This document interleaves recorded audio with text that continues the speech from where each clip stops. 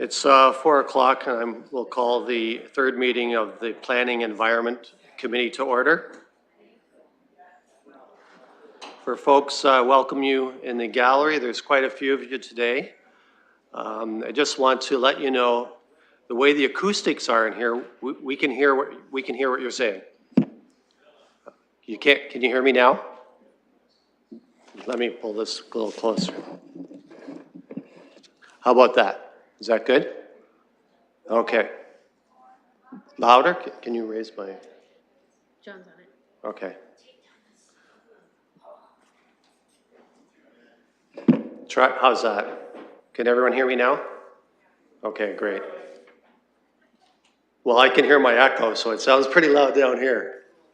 Okay. I'll keep it loud and strong. And in return, I ask that you don't until it's your turn to speak. Thank you very much. Please check the city website for additional meeting detail information. Meetings can be viewed via live streaming on YouTube and the city website. The City of London is situated on the traditional lands of the Anishinaabeg, Haudenosaunee, Lenapehoik, and Attawandaron. We honor and respect the history, languages, and culture of the diverse Indigenous people who call this territory home. The City of London is currently home to many First Nations, Métis, and Inuit people today. As representatives of the people of the City of London, we are grateful to have the opportunity to work and live in this territory.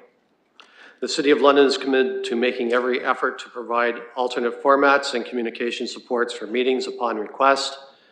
To make a specific request to this meeting, please contact pec@london.ca or 519-661-2489, extension 2425. At this time, I will ask for any disclosures of pecuniary interest. Seeing none, I will move to the consent items. Does council or does committee wish to pull any consent items? Okay.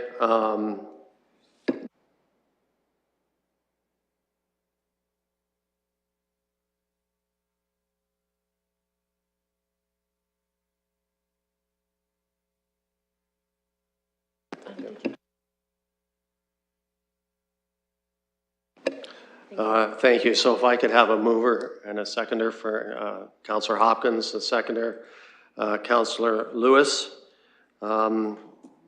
Before I go to questions from the committee, I know the staff have a verbal presentation on 2.4, the Streamline of Development and Approval Fund. So I'll go to Mr. Mathers now. Thank you very much. Through the chair, this report today, we're going to be just highlighting some of the work we're doing on our streamlining efforts, and it has been top of mind, I know, for the community and for ourselves. The importance of housing. There's going to be some future reports on that as well. As far as our building area currently, we have been having challenges. We've highlighted this in the past about just ensuring that we have the appropriate staffing levels, knowing that building officials across Ontario are very highly valued for the important work they do, and wanted to highlight that our group has been doing very strong work. We're getting very close to having a record year for the amount of construction in the city. It really means that we're getting very, very close to actually doing more work with probably less people than we've ever had. So I just want to really thank both our planning staff, but also our building staff for the incredible work they've been doing. So with that, we have Mr. Davenport here who's going to provide just a little bit on the streamlining efforts we've been moving forward with, and to try to make our processes that much more streamlined and faster. Go ahead, Mr. Davenport. Thank you, and through the chair. So over the course of 2022, the Planning and Development Group has been working with our consultants at our Easy Sigma group, and we've been working towards creating some streamlining development stuff under the Streamlining Approvals Fund. The entire process followed the DMAIC model for continuous improvement, which is define, measure, analyze, improve, and control, and we are currently working through the improvement phase with control to follow thereafter. The process looked at our 8 planning applications that we processed through planning and development, and with a big focus on untangling 30 years of reorganizational structure between the planning and engineering groups. to date, we've mapped the entire process from end to end for most of our processes. And we're looking at establishing now a centralized location for all of our files and folders, which is really essential to getting everybody on the right path to streamline work within the department. Thank you. I'll go to committee for any questions. Councillor Hopkins. Yeah, thank you, Mr. Chair. And I hear myself echoing here, so hopefully I'm not too loud. But I do appreciate staff making the comments. Mr. Davenport, I understand this is on 2.4, which is the Streamlined Development Approval Fund. I really appreciate staff's update on this one. I understand this is our final report as well, coming to committee. And given that the government gave us quite a bit of money there, 1.75 million, which is quite a bit, lots of community engagement. I know LDI is here, who was London Development Institute, was part of that engagement along with a number of other stakeholders. 600 comments coming into the city. Lots of work going on is what I'm reading in this report. Lots of changes, opportunities to streamline. Really pleased that we're going that way. But I do have a question around the metrics on these suggestions, changes that we are going to be making to streamline everything. How are we going to know if it's working or not? Are there any metrics or information coming back to us saying, yeah, this is really working? And because I think we all want the same thing. We want to get the process going, get applications moved forward. And I know as a committee member would like to know that what's working and what's not. Thank you. Go to staff. Through the chair, a lot of really great work has been done, and I just wanted to also thank, because we've had a lot of industry partners and the public as well, and our staff working really hard on this, and really to know what we're doing well and what we can improve, you really have to talk to other people. You can't just focus on yourself with that. So as far as the metrics, of course, council is going through that the strategic planning process, and one of the key pieces of that is metrics, because if you don't have follow-up, if you don't have that ability to make sure you're doing and following the right aspects of your work, you're not going to be able to make sure that that you're improving over time. So through that effort, we're actually working very hard on that right now, because that's a significant piece, and we've heard that from council. So council's going to have the opportunity to see those metrics coming forward in the next few weeks. Councillor. Yeah, great to hear, and thanks again, stakeholders, staff, for all the work that's gone into this. Thank you. Councillor Frank. Thank you, and through you, Chair, to staff, I'm just interested in hearing a little bit more about the digital file management system. I'm wondering if you guys are thinking about doing an in-house version or going out, or if you've gotten that far in the thought process. Yes, so currently we're exploring stuff internal. We are working with our partners in IT to determine what that best method is going to be, whether or not it's through our shared drive currently or through SharePoint or one of the other systems that are available to us. But as we're working through that, we're going to start consolidating into that single source. Councillor, is that good? Any other questions, committee? And visitors to the committee? Councillor Pribble. Even though I'm not on the committee, I would like to thank you, because the streamlining and also the development of the tracking app are tremendously important for us.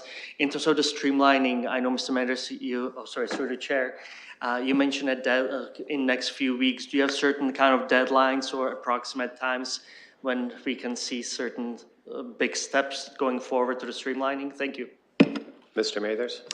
Through the chair, through the strategic planning process, one of the important aspects of that is bringing back to council through one of the SPPC meetings the metrics. I'd have to take a look at the calendar to see when they'll be coming to council, but they're actually, from our perspective, actually due this week. So we're working on them right now, and then you'll see them through an SPPC report moving forward.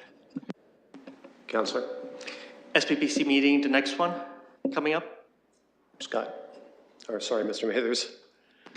Through the chair, I'll follow up the calendar and I'll confirm it with you actually. So I think it's the next one. I think it's the February 7th meeting, but I'll get back to you on that. Councillor Pribble. Thank you very much. Any other questions from the committee on the consent items? Councillor Frank? Through the chair, I did have some questions about the Sunningdale 2.3. Is that now an appropriate? Yeah, please go ahead. Yeah? Yeah. Okay, great. So I noticed there's a request for 3-year extension, and I was just wondering, 2 questions are kind of random, but one, how are street names picked?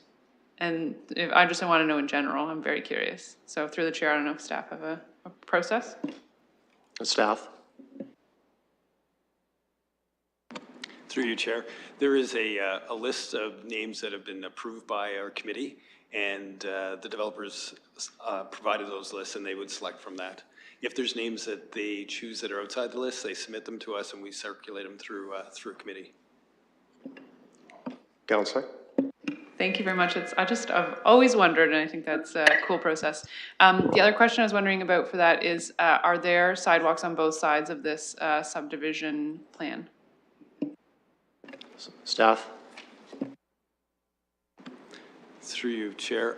For the majority of the subdivision, there is sidewalks on both sides. There are one portion that doesn't have sidewalks, and the approval predated when we implemented that policy.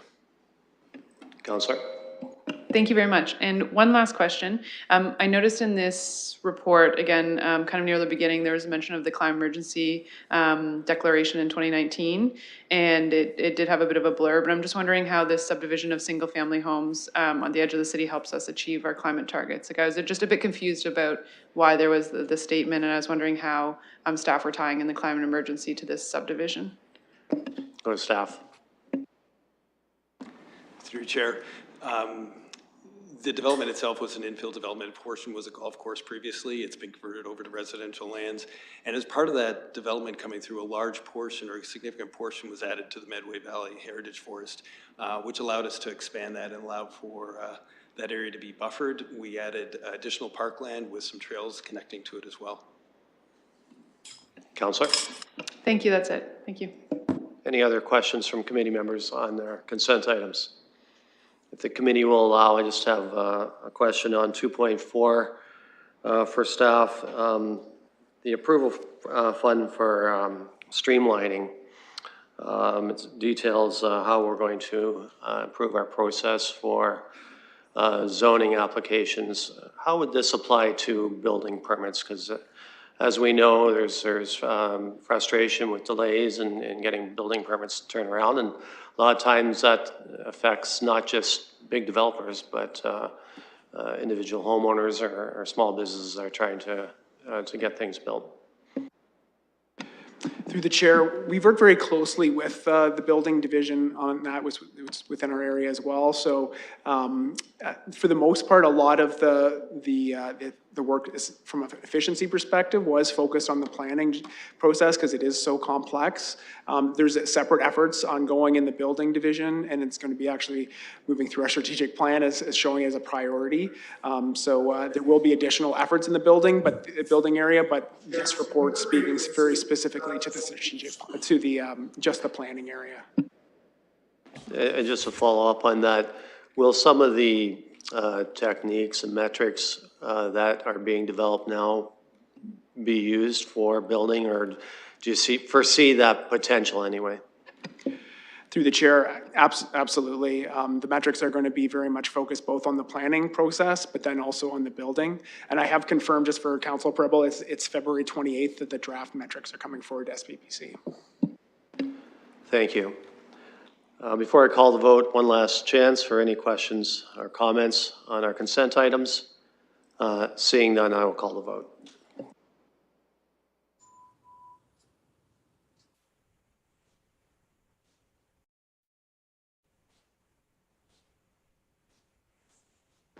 Closing the vote, the motion carries 5-0. Thank you. Moving on now to our scheduled items, 3.1. Amendment here is that the delegation by Mr. Levin has been withdrawn. So I'm looking now for a motion to receive the report. Seconder, Councillor Hopkins. I have a seconder, Councillor Frank. Any discussions or comments? Councillor Lewis. Thank you, Mr. Chair. I'm coming back to this issue. It was raised at the last PEC meeting. It was raised at Civic Works as well. And that's with the Part A of the Ecological Community Advisory Reports request that council be requested to consider a targeted consultation with community advisory committees, with all community advisory committees. I would suggest that that particular direction needs to be removed. First of all, we have addressed this at SPPC through the strategic plan development, but it comes back to what I stated at the last PEC. One advisory committee cannot request or direct us to take action on behalf of all advisory committees. They can only speak for themselves, and we actually cannot change the governance process for advisory committees here at PEC. That belongs properly at SPPC. So while I'm happy to support parts B and C, if part A is left in the motion to receive, then I will not be able to support this. It's out of order, in my opinion, and should not be part of the direction on this. So are you making an amendment, Councillor? I am making an amendment to delete clause A from the report, from the directions arising from the report. Look to the committee for a seconder for that amendment. Councillor Hopkins? Yeah, my apologies, but I'm not exactly sure what item the deputy mayor is referring to. If I can just get the exact item on the report. So we're looking at the second meeting of the Ecological Community Advisory Committee, that one?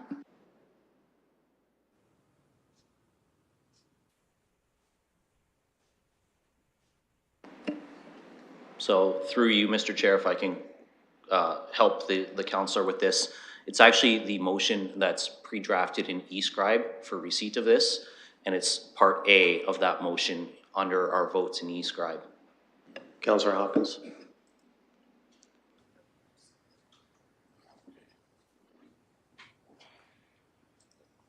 Sit on this.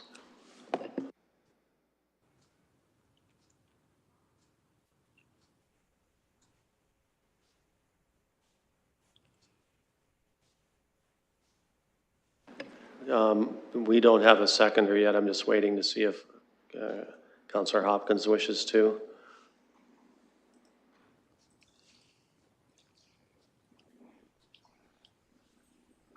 And again, the removal of A. Councillor? Yes, just part A. Part B and C are fine. It's part A that is the problematic clause.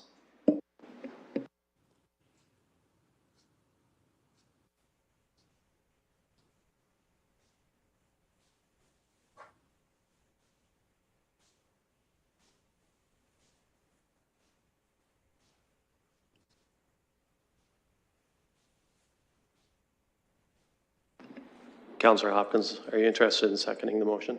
Okay.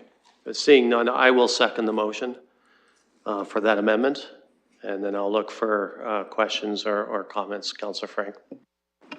Thank you. And through the chair, I think this might be for Clark's because I have a foggy memory. Last week was a lot.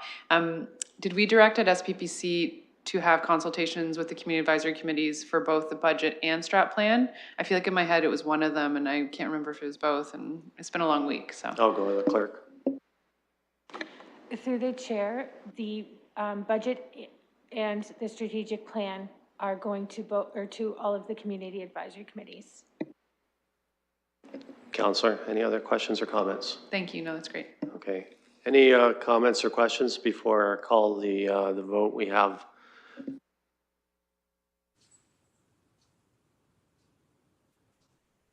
To do a separate vote. okay. I'll call the motion to receive as amended. Any comments or questions? I'll call the vote.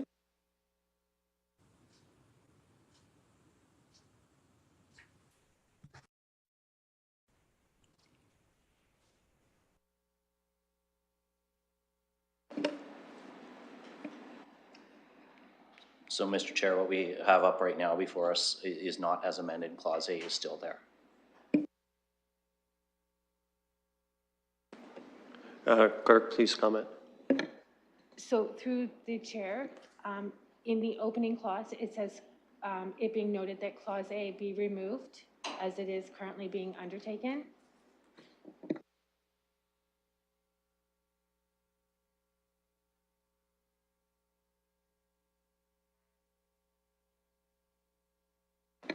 Closing the vote, the motion carries 5-0. Thank you.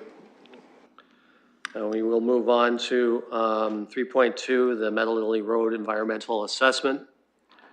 That be noted that the Ecological Community Advisory Committee received an email from Kay Graham, Environmental Services Engineer, and held a general discussion with respect to the Meadow Lily Road Environmental Assessment. So I'll look for a motion to receive that. Councillor Hopkins, second. Councillor Lewis, any comments or discussion? Seeing none, I'll call the vote.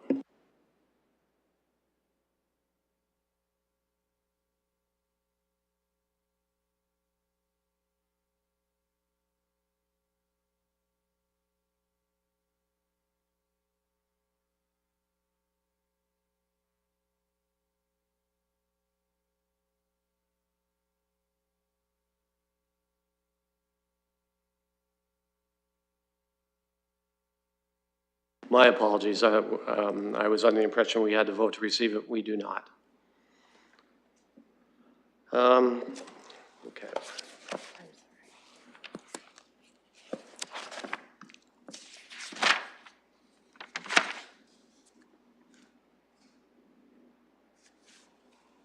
Okay, we are now on 3.2, public participation meeting for 1555 Glenora Drive. Look for a mover to open the BPM. Councillor Frank, seconder. Councillor Lewis, call the vote.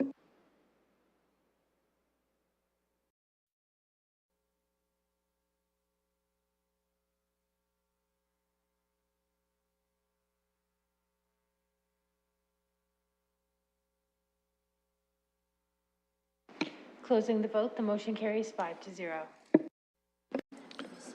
Thank you. I'll open the floor now for any questions for staff. We have their report in front of us. Any technical questions right now from the committee? Seeing none, I'll move to the applicant. Ask the applicant if they are present. You're welcome to address the committee. If you please give us your name.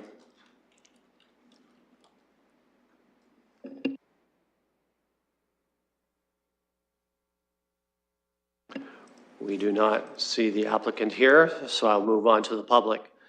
If there's anyone from the public that would like to speak to this, now is your opportunity. I see no one in the gallery. I'll ask the clerk if there are any online or in the room. If there is anyone in committee room 5 that would like to speak to 1555 Glenora, please come to the microphone.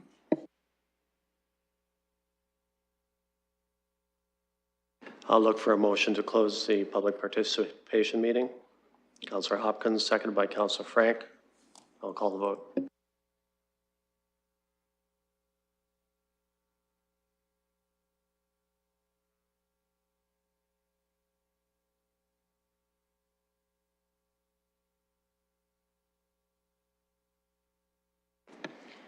Councillor Hillier?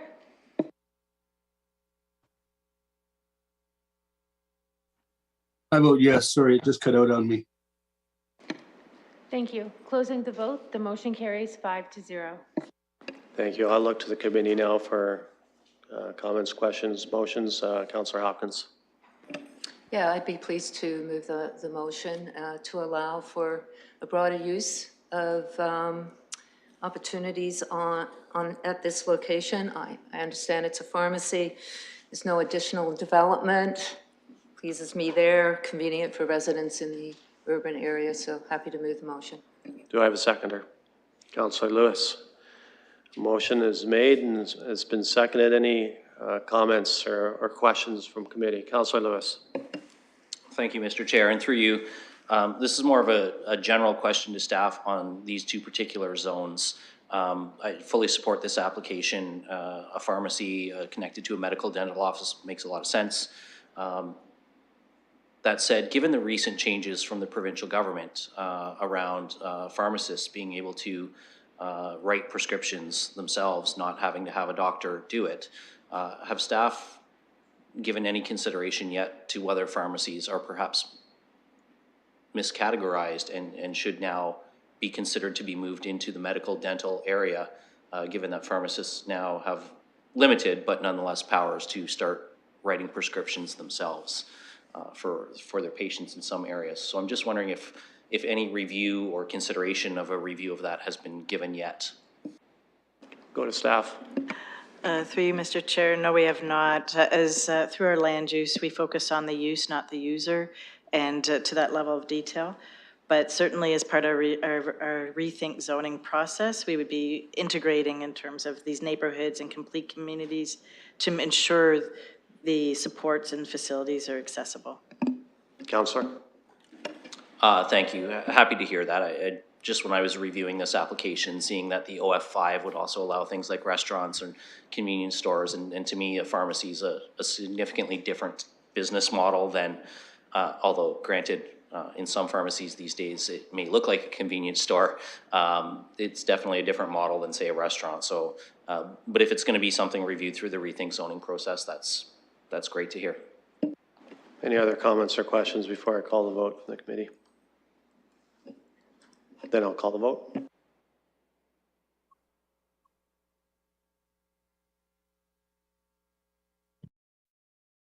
Closing the vote, the motion carries 5-0. We move on to 3.3, public participation meeting regarding 761 Fanshawe Park Road West.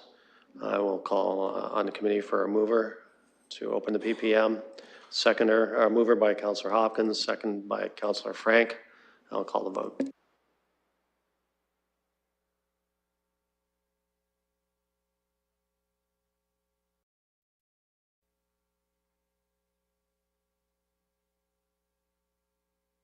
Closing the vote, the motion carries 5-0.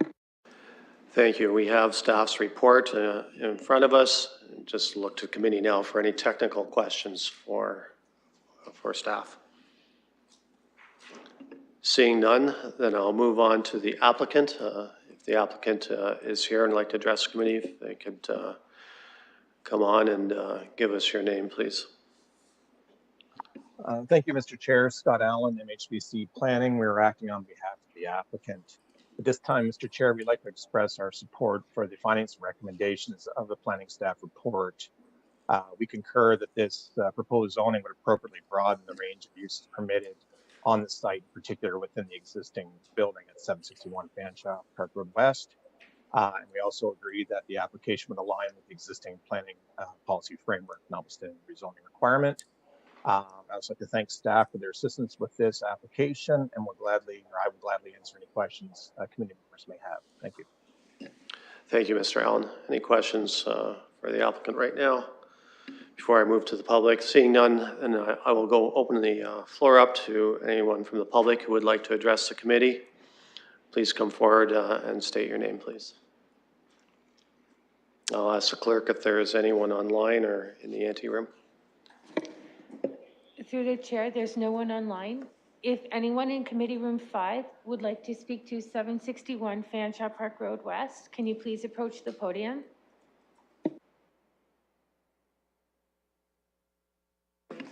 Thank you. I see no one wishing to speak in the gallery, so I'll look to committee for a motion to close the public participation meeting. Councillor Hopkins, seconded by Councillor Frank, and I'll call the vote.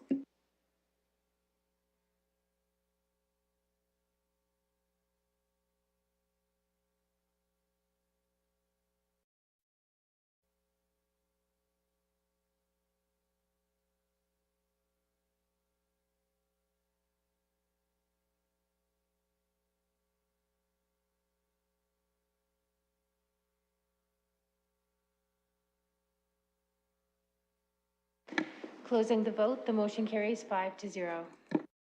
Thank you. I'll go to committee now for Comments, questions, or motions? Councillor Frank.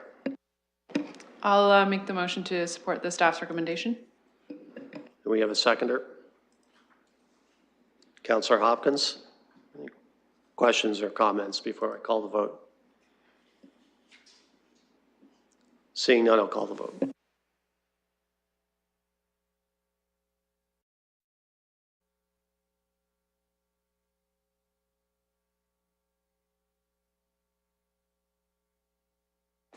Closing the vote, the motion carries 5-0. Thank you. We will now move to 3.4, which is 489 Upper Queen Street. I will look to committee to motion to open the public participation meeting. Councillor Frank, a seconder. Councillor Lewis, I'll call the vote.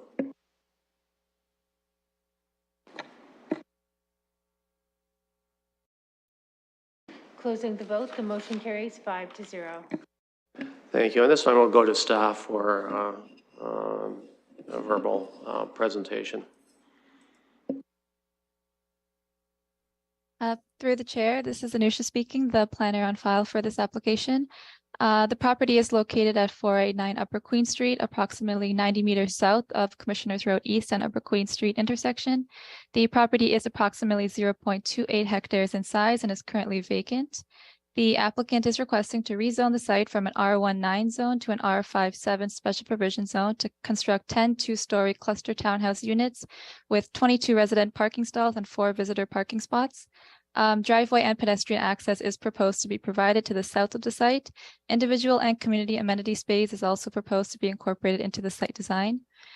So staff are of the opinion that the proposed zone would permit a development that represents an appropriate residential intensification for the site and would contribute to providing an appropriate range and mix of housing options and densities to meet the projected requirements for current and future residents. The proposed two-story development appropriately maximizes the use of what would otherwise be a large underutilized parcel of land within an existing neighborhood and represents a permitted land use at an appropriate scale and intensity that is considered compatible with the surrounding properties consisting of 1 to 2-story single detached dwellings. The development also represents an appropriate transition in intensity from the high order uses that are permitted to the north along Commissioners Road East and the lower density uses that exist to the south along Upper Queen Street. Staff are also implementing a number of special provisions within the requested bylaw to ensure the development is constructed in a specific way that is complementary and not intrusive to properties in the surrounding area. For this reason, special regulations to restrict the development to 2 stories and 36 units per hectare has been proposed. Furthermore, in order to ensure the development remains appropriately buffered from surrounding properties, a minimum front yard depth regulation has been proposed to ensure the street-facing townhomes remain in line with other developments along the street. A minimum rear yard depth has also been included to provide adequate landscape buffer between the proposed development and the properties along Barron's Court to minimize overlook and shadowing impacts. Lastly, minimum interior side yard setbacks have also been proposed to ensure there is adequate room for landscape buffering in addition to the proposed driveway and pedestrian pathway. These regulations assist in ensuring that there is adequate privacy setback between the development and the abutting properties to the north and to the south. So staff are recommending a number of special regulations that would ensure the development remains at a size, density, typology, and configuration that is compatible with the surrounding build form and residential intensification policies of the official plan. So for these reasons, we are recommending approval for the requested amendment. Thank you, Ms. Singh. Any technical questions from the committee for staff? Councillor Hopkins.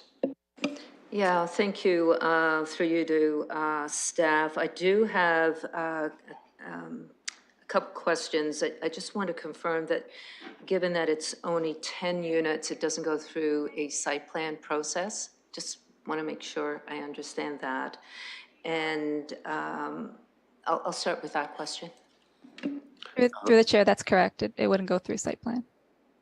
Thank you for confirming that. So how it's going to more or less look or be like is what we're going to be sort of discussing now, just for the sake of the public in terms of understanding how it's going to look.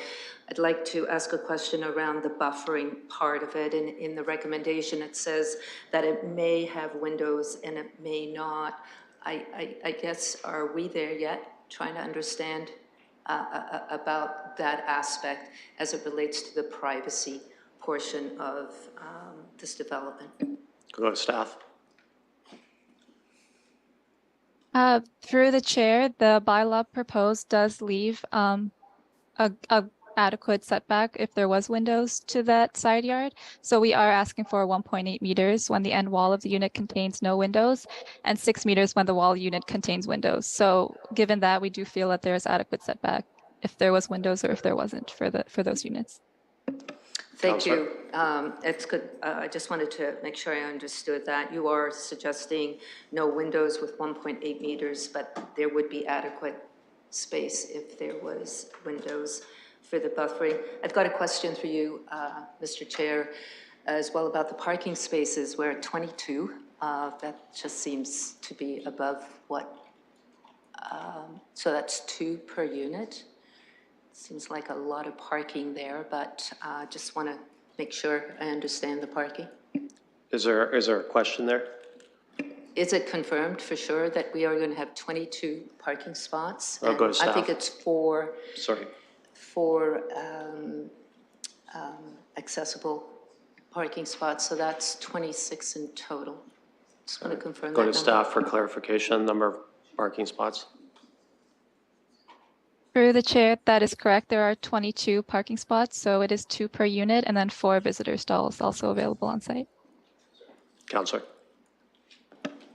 So that would allow for one garage. Is there a garage there? I'm just trying to understand the spacing around the development. So I'll go to staff for a question. Is there a garage per unit? Through the chair, as the applicant's proposal currently is, yes, there are garages per unit. Councillor. Thank you. Any other technical questions? Seeing none, I will go to the applicant. The applicant could please state your name, and you have 5 minutes. Please go ahead. Good afternoon, Chair Lehman, members of the committee. My name is Mike Davis. I'm a partner with Civic Planning and Design here in London. Excuse me, here today representing our client, Mansion Homes, who's the owner and developer of this project at 489 Upper Queen Street. First, I'll say that we're fully in agreement with the staff report and the zoning bylaw amendment that's being recommended for approval by your planning staff. Want to acknowledge the work of your planning staff in terms of their thoughtful evaluation of the proposal and also navigating this application forward. We understand fully that change in neighborhoods is not easy. Starting back in May, we invested a significant amount of time in terms of talking to residents. We carried out a multi-phased public engagement strategy. That was an evolving conversation that ultimately had influence on the design that we ended up with.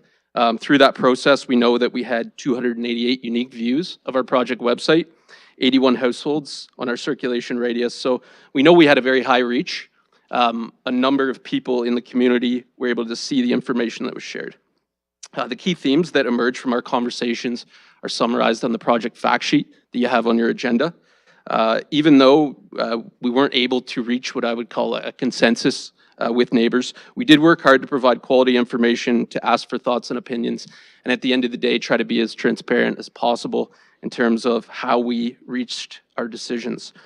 In terms of the project itself, we've worked closely with our client, the direction of the London plan, and with what we heard from residents to achieve what we think is a gentle intensification of the site that fits well. Just some of the points we want to emphasize from a fit perspective. Firstly, the building height. We've limited the building height to 2 stories as opposed to the 3 stories which would be permitted by the London plan for this site. These new townhouses, they'll be street oriented, so we'll have front doors and stoops facing Upper Queen, with garages and parking tucked in behind so we can maintain a high-quality pedestrian-oriented type of streetscape. We've incorporated an enhanced rear yard setback, so that's going to provide a greater degree of spatial separation between our site and our neighbors to the west at 20 Barons Court. That setback actually exceeds the city's typical standards for this form of development. We position the access driveway as far south as possible. The purpose of that is twofold. Firstly, to provide as much separation as possible from the intersection. And then also it serves the dual purpose of giving us enhanced separation from the existing property to the south. With those kind of key design features, we do feel that this is a very sensitive approach to infilling the site. It's going to provide much-needed missing middle style housing in a way that we think complements and enhances this neighborhood. Appreciate your time and consideration. I think with those comments, I'll adjourn and am available to answer any questions of the committee. Thank you, Mr. Davis. Any technical questions for the applicant? Councillor Frank. Thank you. And through the chair, reading through the proposal, I did notice a couple comments, both from staff and then from residents. And I just wanted to ask a couple. I think maybe it might be staff, but it might also be the applicant. But one of them being the garbage disposal. So I saw some comments about is it going to be on site or if it's going to be on the sidewalk and be picked up by the city? And I don't know the answer. Right. So just a question. I'll go to staff first. On the design regarding garbage disposal.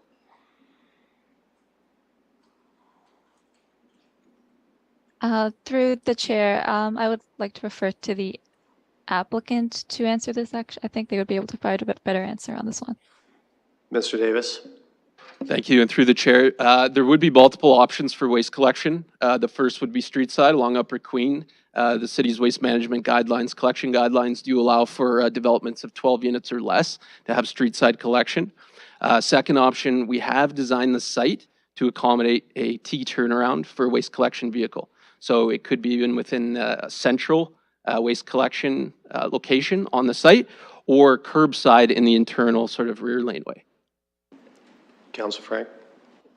Thank you. And through the chair, my second question was regarding drainage issues. I also noticed, again, there's some comments about water pooling on some of the neighboring land. So I'm just wondering if drainage issues has been looked at with this application. I'll go to staff on comments regarding drainage.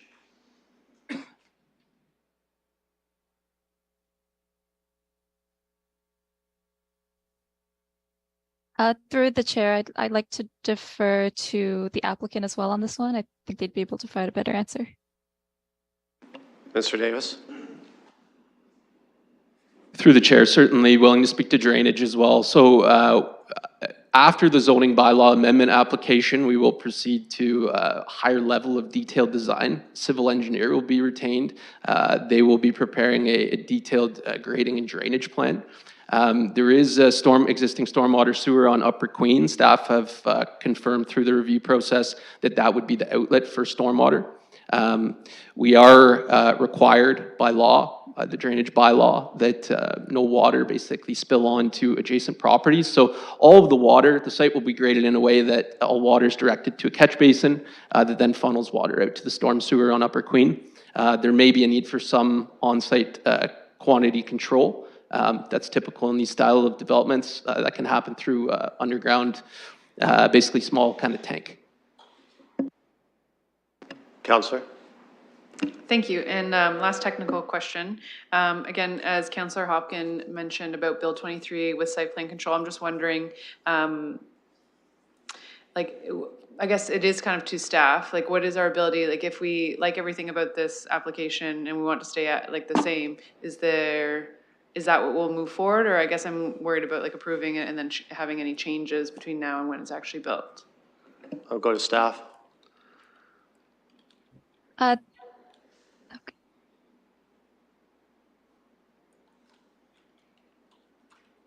Through the chair, it's Mike Corby here. So through the zoning, we have done our best to regulate the location of those buildings and heights. We have required a south interior side yard setback to ensure the buildings are far enough away that the laneway would be located there. And again, with our minimum and maximum setbacks, generally the built form can only go in this location. So if there are changes, it would be pretty minor, but through the zoning regulations is how we can control this development. Councillor. Thank you, that's everything. Councillor Hopkins. Thank you for allowing me another technical question. I just listening to the comments from my colleague. I'm not sure, I guess this is just staff. I understand this is a cluster townhouse unit and it's not stacked. So I wonder if through you, if staff can just explain the difference between the cluster, which is what we're having here in this development and not stacked? What is the difference between the two townhouses? Staff, can you explain the difference between a cluster and stacked townhouse development? Through the chair. So a stacked townhouse development is one unit on top of the other. So it would be at a greater height of 3 to 4 stories. And you essentially double up your unit count through that form of development. Cluster development means more than one townhouse on the property. So you've got 2 rows of townhouses, which makes it a cluster development. If it was just 1 row along the street, it would be a street townhouse. Councillor. Councillor Pelosa. Thank you, Mr. Chair. I'll keep my comments specific to some technical questions, trying to get to residents as quickly as possible. The applicant briefly spoke to it with the waste and curbside collection of this development. One of the concerns that we've had from residents is if it is waste collected at curbside in this area, the curb is street facing, so there is no boulevard space between the street and the curb and where people will be putting their recycling boxes, which can impede pedestrians right away, as this is a busy thoroughfare for active transportation into the surrounding neighborhoods. As we've heard concerns about paratransit lately and driveway width, would the applicant know or staff if it's wide enough for paratransit vehicles should they be required to get in for these residents? Mr. Davis, can you comment on accessibility for paratransit vehicles? Yeah, certainly. And perhaps through the chair, I'll touch on the first point as well, but the waste collection just once more. We'd obviously, defer to the City of London in terms of their preferences. One of the things that we have done, though, is we have ensured that we've designed the site in a manner that we can accommodate the needed T turnaround for a waste collection vehicle. So there is multiple options for waste collection that occurs internal to the site. So there's that flexibility that we can take the direction from the City of London at their preference. In terms of the paratransit vehicle, again, the site's been designed with a T-style turnaround that accommodates a waste collection vehicle, which actually has a larger turning radius than the paratransit vehicles. So the site would certainly be able to accommodate the paratransit vehicle. Councillor Pelosa. Thank you. I would still raise questions with the paratransit vehicles. It's not always the turning radius that's the issue. It's the actual loading space to get the residents in and out. Realizing some of their driveways have been built to purpose, didn't meet measurements after they were built. And my final question is on page, so really it's the row of trees at the back of the property. Are those on the 489 Upper Queen Street property, or the residents who reside behind the property? Mr. Davis. Certainly, and through you, Mr. Chair. Part of the images and illustrations that we showed in our planning and design report depicted a small row of cedar hedgerow that exists along the west property line of 489 Upper Queen. There's also an additional row, cedar row, on the adjacent property at 20 Barons Court. They're much larger, much more substantial. So I think there was some confusion about whether those trees were in fact on our property. There is a row on our property and there's a row on the adjacent property. So there's both in this case. Councillor Pelosa. I'm just looking forward to the public participation meeting. Thank you. I'm sorry? I'm looking forward to the public participation meeting with thank maybe you. less feedback. Yeah, we apologize for the feedback. We're trying to get our volumes as high as possible to make sure everyone in the gallery can hear us okay. Any other technical questions for the applicant from the committee? Seeing none, I will go to the public. I just want to let everyone know. First of all, I'm going to ask for your name. Secondly, you will have 5 minutes, and with 30 seconds to go, I'll give you a 30-second heads up. I want to remind everybody to refrain from booing or from applause or clapping, etc. It's hard enough for folks to speak without having the pressure of a lot of people here in the room today. So at this time, I'd like to go to the gallery for speakers to this. Sorry. Did we open the PPM? I thought we did. Yes. Is this on? Yeah, thank you. I see a gentleman up in the top right. Please state your name and you have 5 minutes. My name is Ted Donaldson. I live at 76 Barron's Court. Please go ahead. I'm going to come at today's discussion from a little bit of a different angle. So far, all I've heard is people talk about technical issues. And in all due respect, I think that you're kind of missing the point a little bit. I want to talk about great neighborhoods and how growth in today's context can allow them to change and thrive when done responsibly. I was born in London and first lived in this neighborhood over 71 years ago. We were part of Westminster Township then, and 489 Upper Queen was still a field when I was young. My early exposure to this area shaped my definition of neighborhood.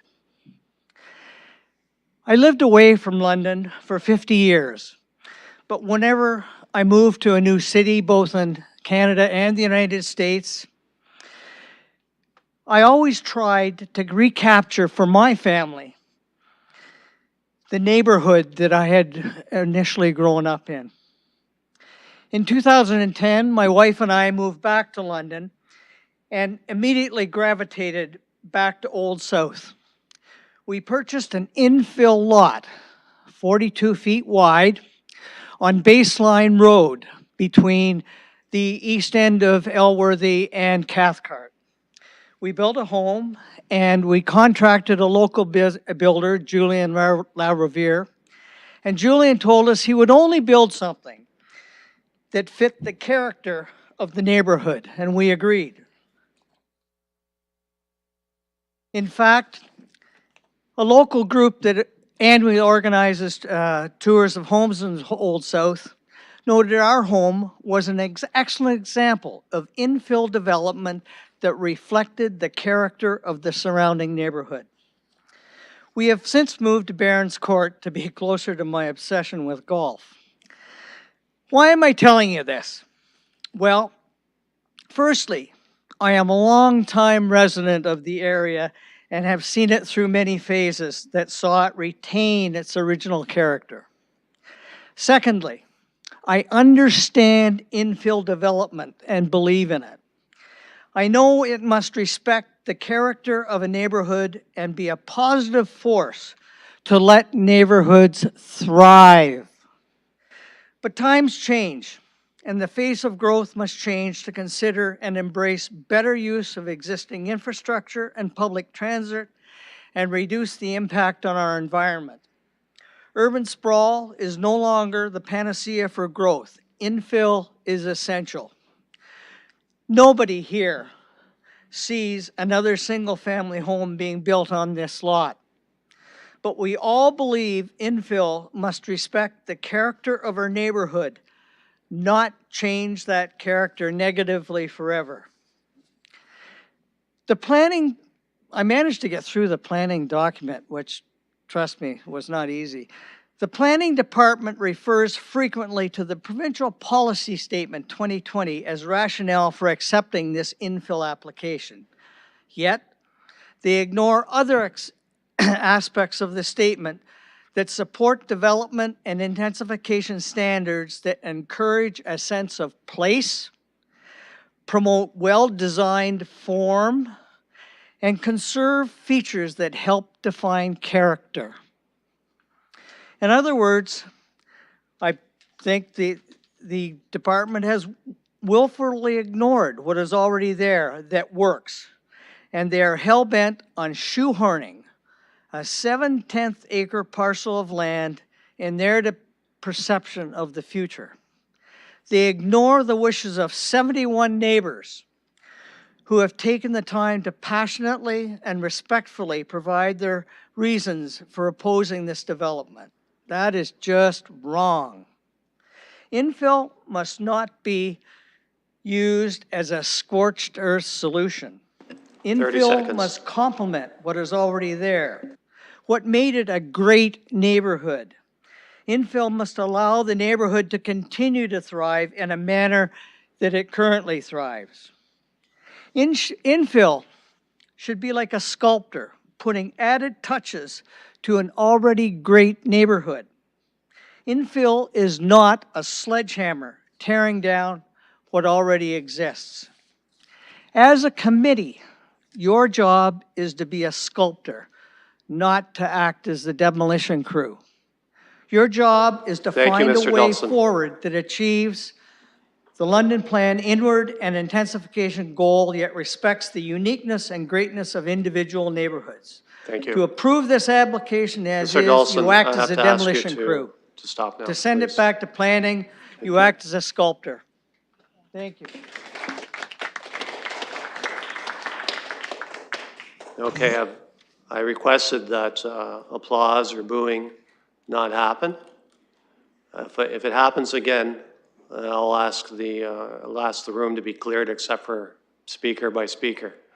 It's very intimidating for people who might speak that don't agree with those that are expressing their support or their non-support. So I ask you to be respectful of speakers in that regard. I ask the next speaker to come forward, please. Oh, Go to the gentleman in the top right. May I have your name, please, and you have 5 minutes. Ron Smeets. I live at 501 Upper Queen Street, 507 Upper Queen Street. I moved to this area specifically because of the large lots and the single family and the unique architecture of the area. There are no two houses alike within our area, which is a big draw to me.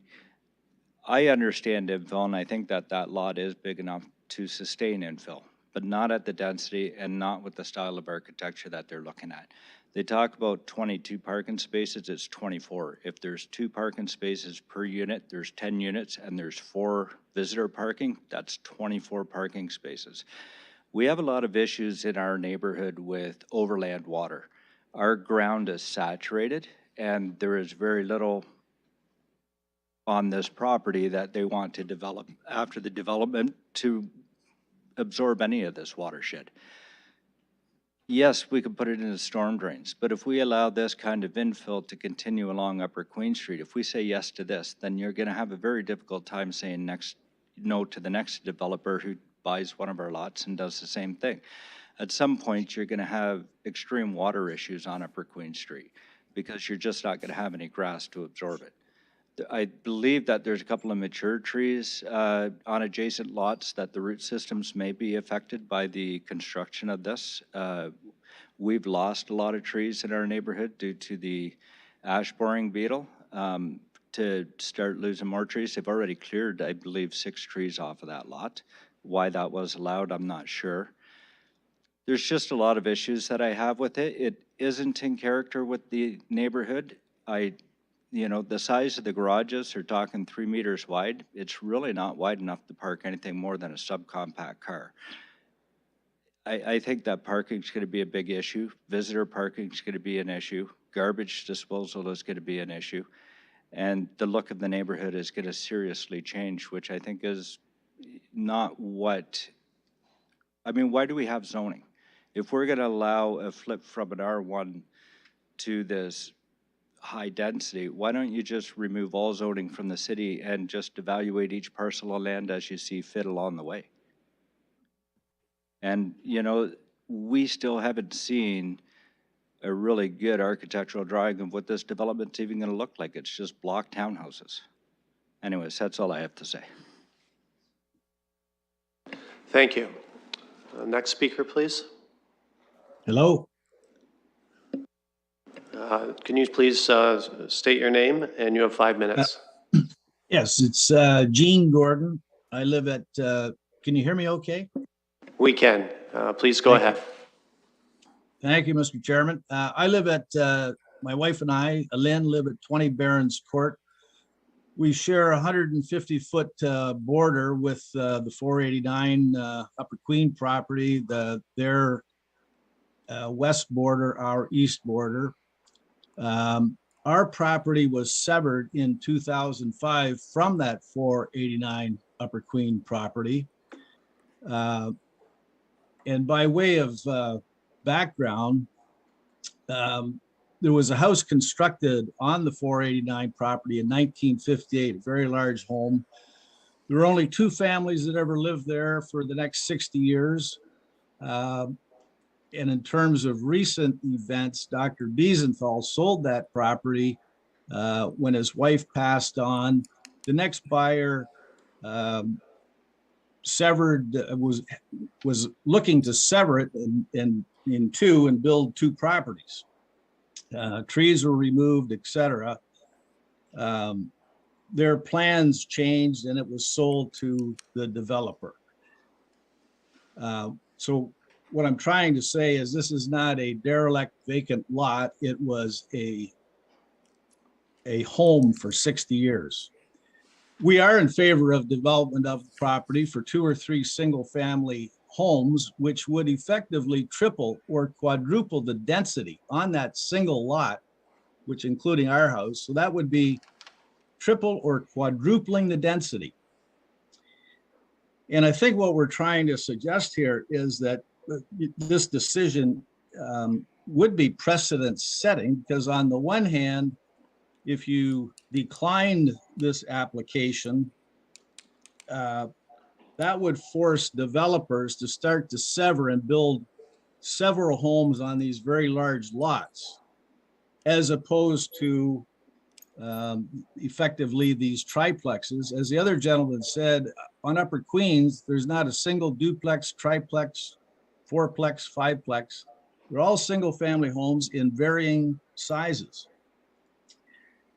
So we're recommending that the committee decline this application as it's not characteristic of homes in the area.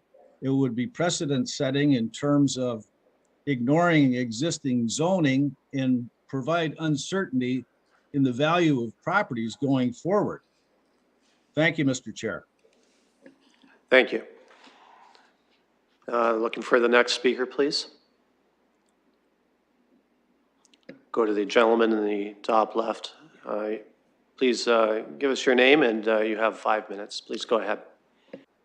Charles Azes, 495 Upper Queens, the house right beside the property in question, just to the south. The last gentleman pretty much stole most of what I was going to say. There are only single-family homes on this street. Upper Queens was at one time a dead-end street. It was opened up, Nixon Ave, right through to Southdale. My father built the house in 1961. The house in the property in question, there was a house on there before he built the house in 61. It was a beautiful house. A very dangerous precedent happened in that they tore down a beautiful house on this magnificent property. Now, like the gentleman before me said, it was severed by Dr. Biesenthal. The property is still fairly large. You could put 2 beautiful $1 million homes on that lot. You have to understand, Upper Queens have, all the homes are $1 million homes with large lots. There are no townhouses at all on that street. They're just large homes with large lots. So this is going to be a dangerous precedent if you allow this to happen. It will ruin the character of the street. London has beautiful areas, beautiful streets. This is one of them. This is a gem. People pay large taxes because they like large properties. The people that will move into these townhouses will be renting them at some point. If they're bought, people will be buying them for capital gain and rent them out to who knows who. And then you start to get a deterioration of the area. And that's my concern. So I will implore you to vote this down. This is the most ludicrous thing I've ever heard. And say no to this and build 2 or 3 beautiful $1 million homes on that lot. Thank you. Thank you. May I have the next speaker, please? The gentleman in the top level on the upper left, please go ahead, state your name, and you have 5 minutes. Good afternoon. My name is Harrison Kelly, and I live at 293 Commissioners Road East, which is directly north of the subject property. The London Plan talks about providing certainty for neighboring residents when these decisions are made. My wife and I chose to purchase this beautiful property. It's 100 years old. This house has been on that Commissioners for 100 years, and we invested many, many thousands of dollars in restoring its original character. What you're proposing south of this will completely destroy why we moved into this neighborhood in the first place. And as a long-time Londoner, I was born and raised in London, came from the north end down to the south, we should be afforded a level of certainty when we make decisions in investing in our properties. And that's what's at stake today. If we choose to side with these developers who are simply looking to make a buck and stuff as many properties on this location as possible, when it's only a matter of time before the chips fall. And we're already aware of other developers snapping up properties north and south of this location to do the same. And so I would like to appeal to you and to look for a level of certainty for Londoners heading into the future as well. I understand that this is a time for change and we need solutions for the future here in London. But as a resident, I also deserve to have some certainty when I make investments in my property. And as has been shared, we have concerns about people coming into a high-density or mid-density location and not affording the same care in the property. We are part of the forest city. I have planted 15 trees on my property since moving in 5 years ago. I don't see a single tree on this plan. We've been debating cedar hedges on the west-hand side of this property. I don't think that with the amount of concrete on this lot, there is space for a tree here. So I'm not sure how this conforms with the residents around the property and how this will fuel our future London and what is depicted in the London Plan. So I urge you to reconsider approving this application, not only looking at planting more greenery in our forest city on this property, dealing with the drainage that drains onto our right-of-way that we seem to have a haphazard response to, as was mentioned. Oh, we'll figure it out. We'll figure out the garbage. We'll figure out all these things. Where is this level of certainty? Don't make me regret my decision to invest in London. Thank you. Thank you. Look for the next speaker, please. And I'll ask the clerk if there are any in the other room that would like to speak as well. I see a gentleman coming forward. We'll go to him first in the upper left. Please go ahead, sir. State your name, and you have 5 minutes. Thank you very much. My name is Mark Lennox, and I live at 543 Upper Queen Street. I would like to simply add my voice on behalf of everyone who's not going to speak today. Virtually no one on the street is in favor of this proposed development. It is completely incongruous with respect to the serenity and the development and the character of the street. That's beyond question. And quite frankly, to read the planning report, it boggles the mind how they can come to the conclusion that this is an appropriate development for this lot. You'd almost have to be living in opposite day to come to that conclusion. It's not appropriate.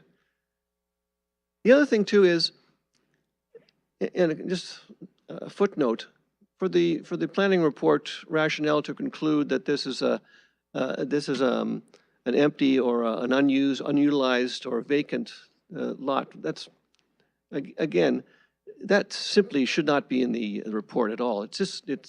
It's completely disingenuous to make that suggestion, as previous speakers have said. Yes, everyone knows that an official plan and a policy statement are good, appropriate, guiding principles for municipalities to fit their zoning bylaw into. In fact, the policy statement, as you will know, exhorts the municipality to render those guiding statements for development into a zoning bylaw. The zoning bylaw is where the rubber meets the road in terms of the citizen ratepayer understanding what the development, what the future is going to be. If take at face value the fact that this municipality should have done that, then we read the bylaw and we have certainty as to what's going to take place in the future. And R5 is not in that bylaw vis-a-vis the subject property. So the starting and stopping of this issue should be right there. And I'll conclude with this comment. Yes, every community has to have a diversification of land use. Everyone agrees with that. Upper Queen is, as has been stated, a paradise of about 800 yards where people have come for decades to capture a certain flavor of living. Just south of the street, we have all sorts of higher density development. All along Southdale, same thing. The city has done well in terms of the outlying areas in developing the settlement area, as it's called, allowing for high density, high-rise residential, high density townhouse construction, and plans of subdivision. But they're not jumbled together. They're well planned on the north side, on the southwest side, and on the east side of town. So there's no in other words, there's no shortage, there's no drastic need to jam 10 residences into this one lot. There's about, I counted them up the other day, there's about 40 houses along that stretch. By shoehorning 10 more into a one lot area, you're going to increase the density by 25%. This is a bad idea. No one wants it. Thank you. Thank you, Mr. Lennox. I'll go to the next speaker in the gallery before I go to the anteroom. I'll go to the lady on the top left, please. Go ahead, please, ma'am. Erin Carroll, 590 Upper Queens.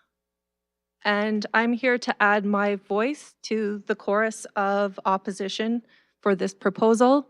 I just recently bought my house in November 2021 because of the character of the neighborhood, the large houses and the large green spaces with trees. I do not at all feel that the proposal is in character with the adjacent land use. That's all. Thank you, Ms. Carroll. I will go to the gentleman on the top right. Please state your name, and you have 5 minutes. Hello, Please go I'm ahead. Ross Bishop, 464 Rideout Street. I'm in actually Ward 11, but I'm within 120 meters of this project. I just wanted to say, when I read the planning department report, I just had the feeling that they were trying every which way to justify the applicant's project. And I read all of our letters in there, and I just thought it would have been nice if the planning department put as much effort into including what the citizens felt about this project, rather than just staple in the letters. So I just wanted to have you aware of that, how I felt. I'm against this project, and I hope that you reject it and send it back to staff and have them include in the process changes in that reflect how the people feel. Because that's who you're supposed to be serving, the people, not Civic. And secondly, Schuyler, through you, Mr. Chair. Sir, I'd ask you to refrain from referring to any particular person in the committee. You can refer to the committee as a whole, please. Okay. When one of the committee members who represents my ward was campaigning, one of the reasons we had a discussion, one of the reasons that she liked infill was that it would prevent ghettos from forming in London. And I thought that was interesting, but it seems like an odd thing to say. And I thought, well, perhaps it could be clarified that if I could understand where a ghetto was in London, I could go look at it and see what this project is trying to prevent from occurring. So if the committee could direct me to a ghetto in London, I'd appreciate it. Thank you. Any other speakers in the gallery before I go to the anteroom? There's a gentleman up in the top left. Please state your name and you have 5 minutes. Good afternoon. My name is Jason Slazuk from 525 Upper Queen Street. Again, I just wanted to echo what others have said, provide my voice on this matter. I'd like the committee to reject this proposal. You know, we're only talking about a parcel of land that's 3/4 of an acre. It's really not that big. I don't know how big this room is, but it's probably just a little smaller than 3/4 of an acre. We're talking about putting 10 properties that are clustered or stacked, whichever term you want to use now, on 3/4 of an acre. You know, as discussed, we've got 24 parking spots, 2 for each one of the properties, plus 4 for visitors. I'm assuming that the average household now has 2 vehicles. So that leaves 4 guest spots. Where is the overflow parking going to go? You know, we're on a very busy street, Upper Queen Street. There's no parking out front. Where are these people going to park as one of the concerns? I know when this particular topic came up, the very first person who spoke made the comment that the committee found this to be compatible and complementary to this area and this neighborhood. And I just would like to flatly refute that and say it's truly not. It doesn't fit in with the rest of the neighborhood. It's incongruent to the rest of the neighborhood. There are no other properties like this along Upper Queen Street. And it's a real shame, you know, Old South has a real nice feel to it. That's why my wife and I purchased our house on Upper Queen Street about 16 years ago. We like the size. We're not opposed to intensification. You've got a beautiful piece of land there, and like others have said, you could easily fit 2 or 3 properties on there. Why are we trying to put 10 properties onto 3/4 of an acre? It just doesn't fit the neighborhood. That's all. Thanks for your time. Thank you. Any other speakers in the gallery? Ma'am, please state your name and you have 5 minutes. I'm a little short. My name is Nancy Hind. I live at 16 Barons Court. And I fully support everything that I've heard from all of my neighbors. I want to add just one more. My concern, I was reading, well, one of my many concerns, I was reading the city landscapes architect's notes about the property, specifically where the proposal refers to VEGs. When I first looked at that on the plan, I thought VEG, okay, that's vegetation. But then I stood at my window and had a look, and VEG on the one on the site is a fairly tall cedar tree line. It consists of 20 trees, according to Ron Coody's landscape architect's report of June 2022. That's not a hedge. That's a tree line. The neighboring VEG2 on 20 Barons Court consists of 14 cedars with heights of between 7 and 9 meters. Again, that's not a hedge. That's a tree line. It's a mature tree line which will suffer no matter how much the developers try to protect it. Further, the city landscape architects indicates that trees 1, 2, and 3 will lose 20 to 40% of their root ball. That's a significant root loss, especially when the trees in question aren't even your trees. They belong to your next door neighbor. This rather cavalier attitude towards trees and vegetation continues along all sides of the lot, which incidentally is on quite a slope. And I suspect, being on the higher end of that slope, a lot of my runoff is going to run right into these proposed new townhomes. Within the boundaries of the lot, I counted over 30 trees and shrubs, which the developer plans to remove. Not protect a single blade of grass. They're going to remove the whole works. And that includes 3 trees that the city just planted along the streetscape a few years ago. What a waste. And what does that say about our forest city? I was born in London. Actually, until I was 2 years old, our house stood right where City Hall's parking garage is. So I know about Forest City. Keeping the zoning at the current R19 doesn't mean that trees will be protected. It doesn't mean some won't be lost. But keeping it zoned as an R19 and subdividing the lot into 2 or even 3 parcels would certainly help mitigate the impact to both the environment and the sewage system. Thank you. Thank you. I'll go to the next speaker. I see the gentleman in the top left. Please go ahead, sir. You have 5 minutes. Give us your name first. Name is Cameron Anderson. I live at 536 Upper Queen Street. We bought our home 26 years ago. We've been there a long time. We are for change. I recognize the housing crisis, and I believe we should do something about it. And I believe also that, the suggestion that many of us have put forth is we're fine with 2 or 3. 10 is unacceptable.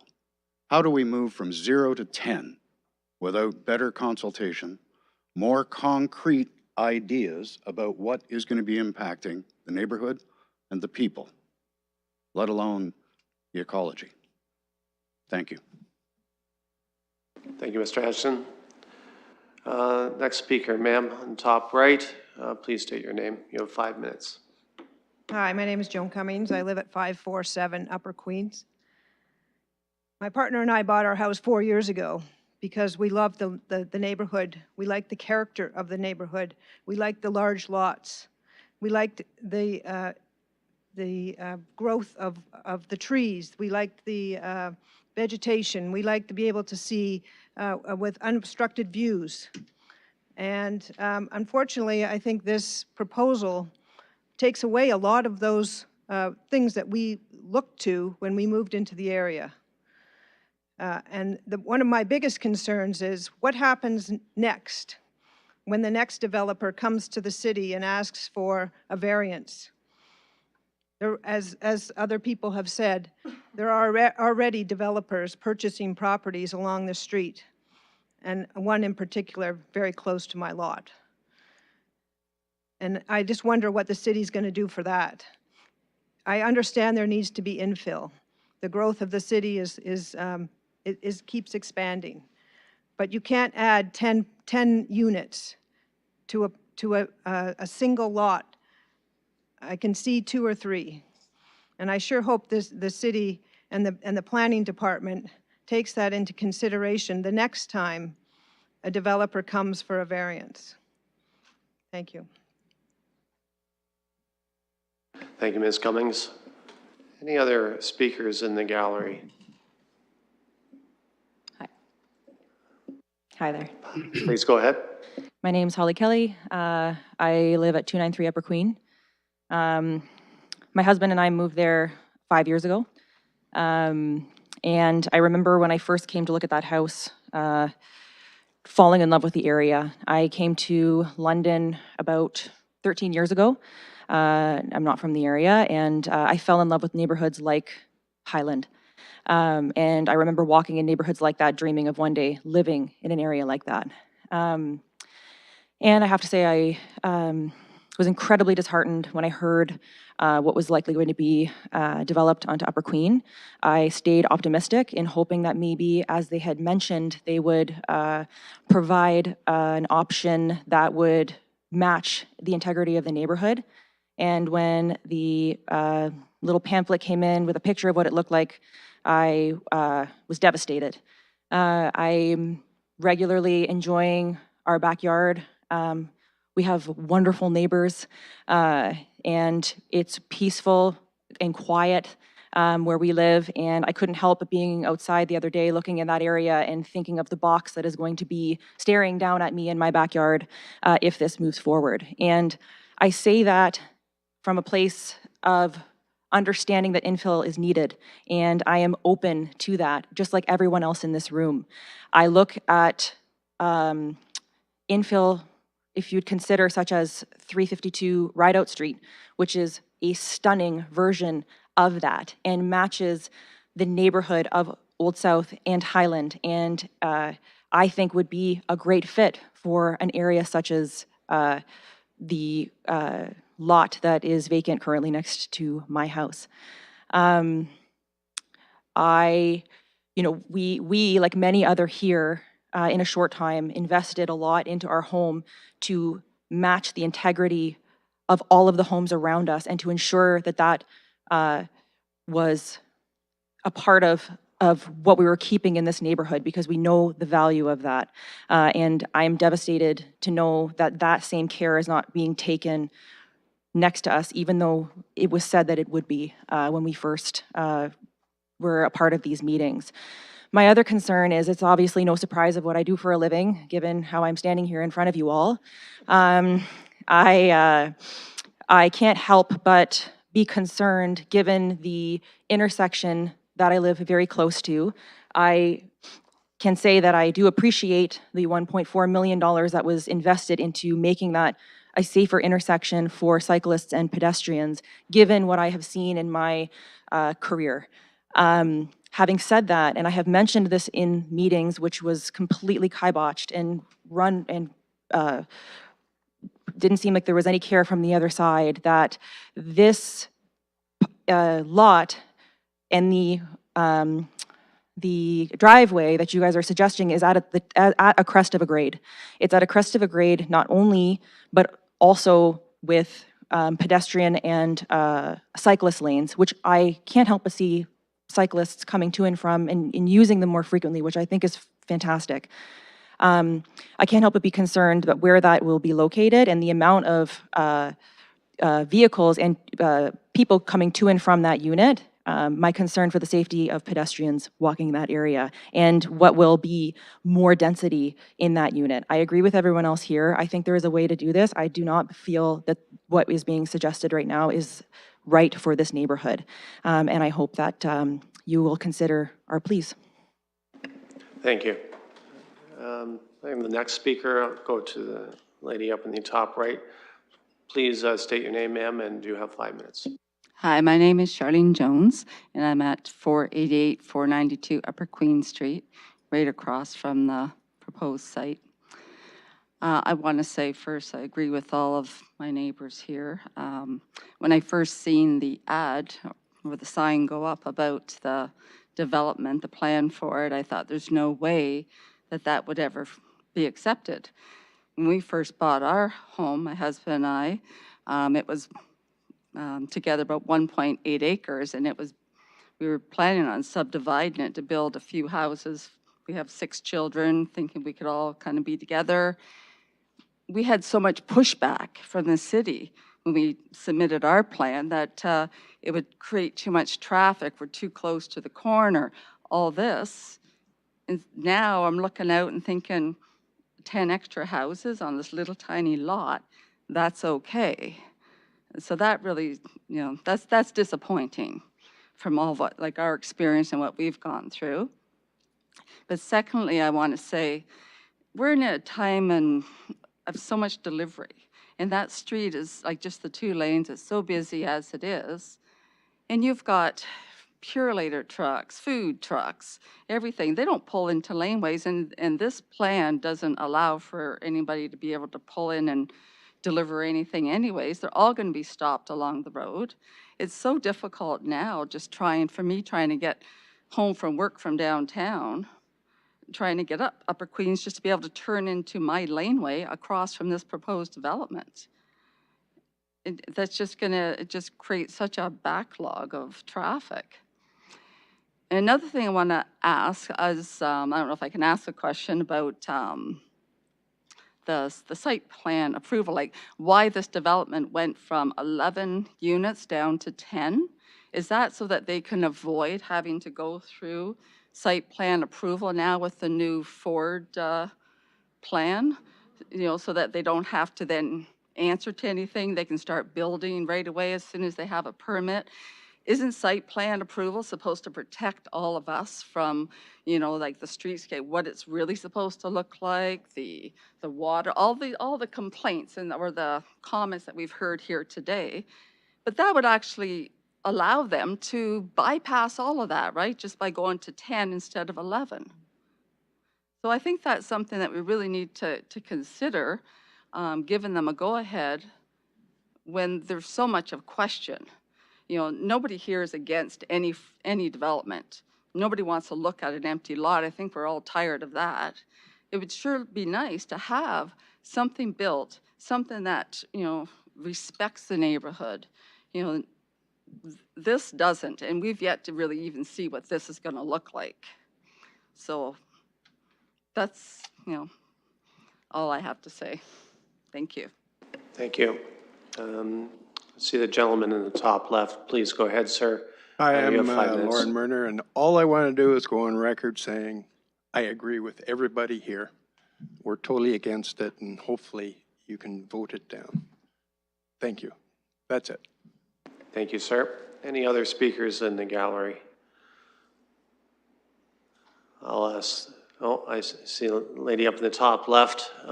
Please go ahead, ma'am. You have 5 minutes. Hi, my name is Carly. I live at 297 Commissioners Road. My house is to the north of the vacant lot, so my backyard faces it. We bought this property where we live now before we had children because we loved the character of the neighborhood and the big property behind us. And now we have 3 children under 10, and we really enjoy the area. And our big concerns when we heard about this development was more traffic. It's a very busy intersection, so there's definitely concerns about more cars coming and going, as well as parking. We share a private laneway with Holly and Harrison and a lady on the other side of us. And we can see constantly, like when people were coming to look at the lot, they were blocking us in. And we're concerned if this development goes ahead that we're going to lose our laneway with guest parking, like people just using it for their own advantage. So that's a concern, as well as drainage. We do have issues with water constantly going into our yard, into the laneway. It's affecting us and our neighbors that share the laneway. So we stand with our neighbors in opposing the build. We feel like it's too many houses on this lot, and we hope that you guys will listen to our suggestions and hear our concerns. Thank you. Thank you. Any other speakers in the gallery? Then I'll ask the clerk if we could go to the ante room there for speakers there. If there's anyone in Committee Room 5 that would like to speak to this matter, please approach the podium. Thank you. Mr. Chairman, Please go ahead. may I speak? Can you hear me? Yes, please go ahead. Please give us your name, and you have 5 minutes. Oh, hello all, Mr. Chairman. My name is Tim Carroll, 593 Upper Queen Street. Sorry I couldn't be there in person, but health issues and COVID are keeping me home. My entire family, my wife, 2 adult children, were all born here in London. I purchased my present home at 593 over 35 years ago. My daughter recently purchased her home across the street at 590 Upper Queen Street.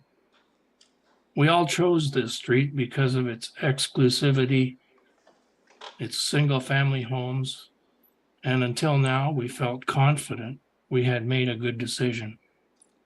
We put our lives into making our homes better, investing in the future through our properties.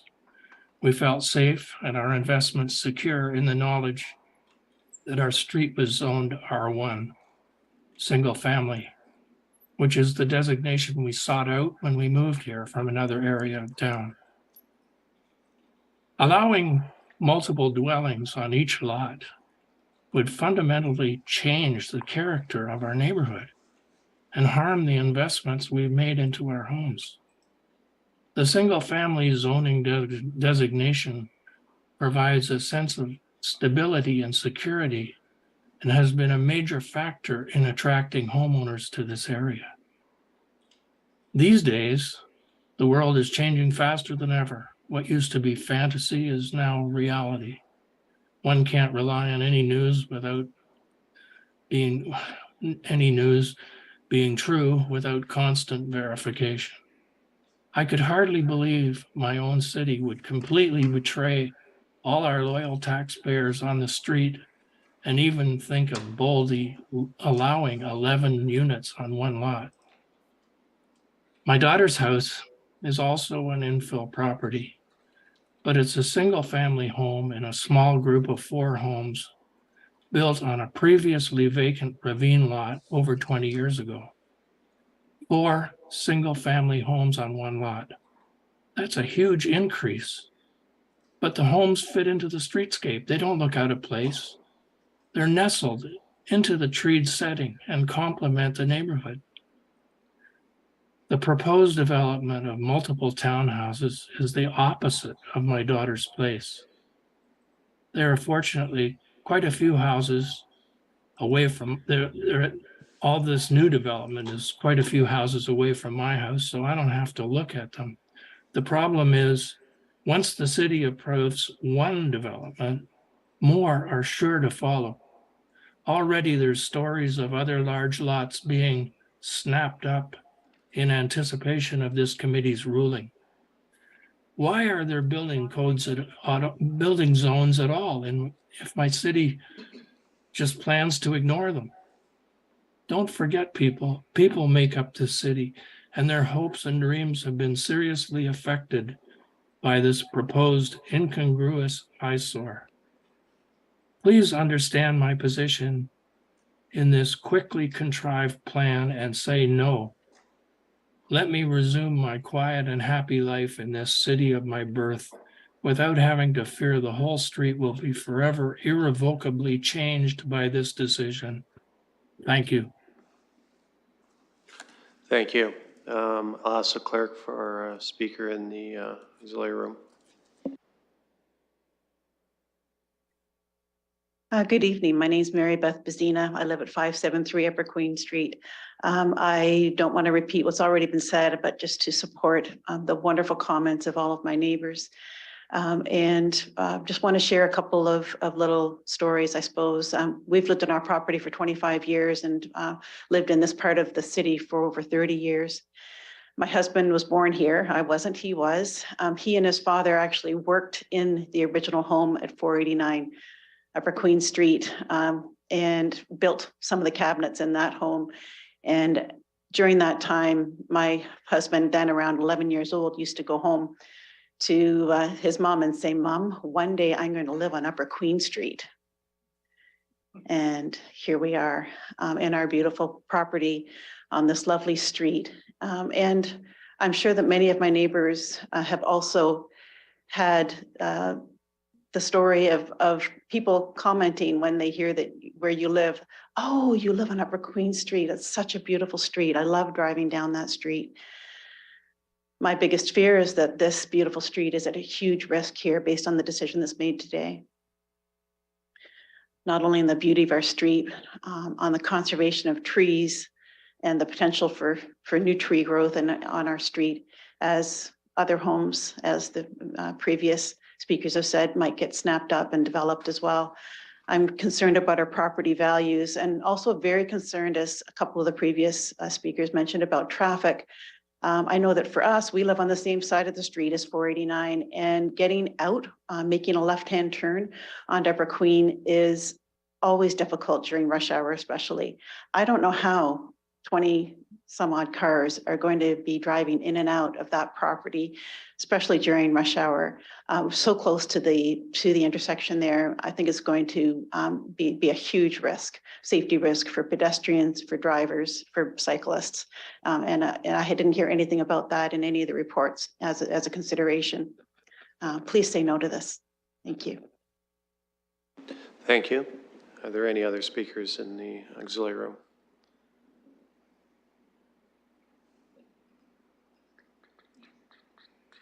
Hello there. So my name is Andrew Marlowe. I live at 47 Cowan Avenue, not directly on Upper Queen, but I just pulled out Google Maps. I'm a little bit closer than some of the other people who have spoken today. I just wanted to, I guess, be the lone voice and maybe be a little bit worried for my safety as I'm walking out of here, who is really strongly in support of infill in this area. I moved to the area about 3 years ago. If I were trying to move there today, I would not be able to afford to, because housing prices have gone up so much, not just in London, but in this area specifically.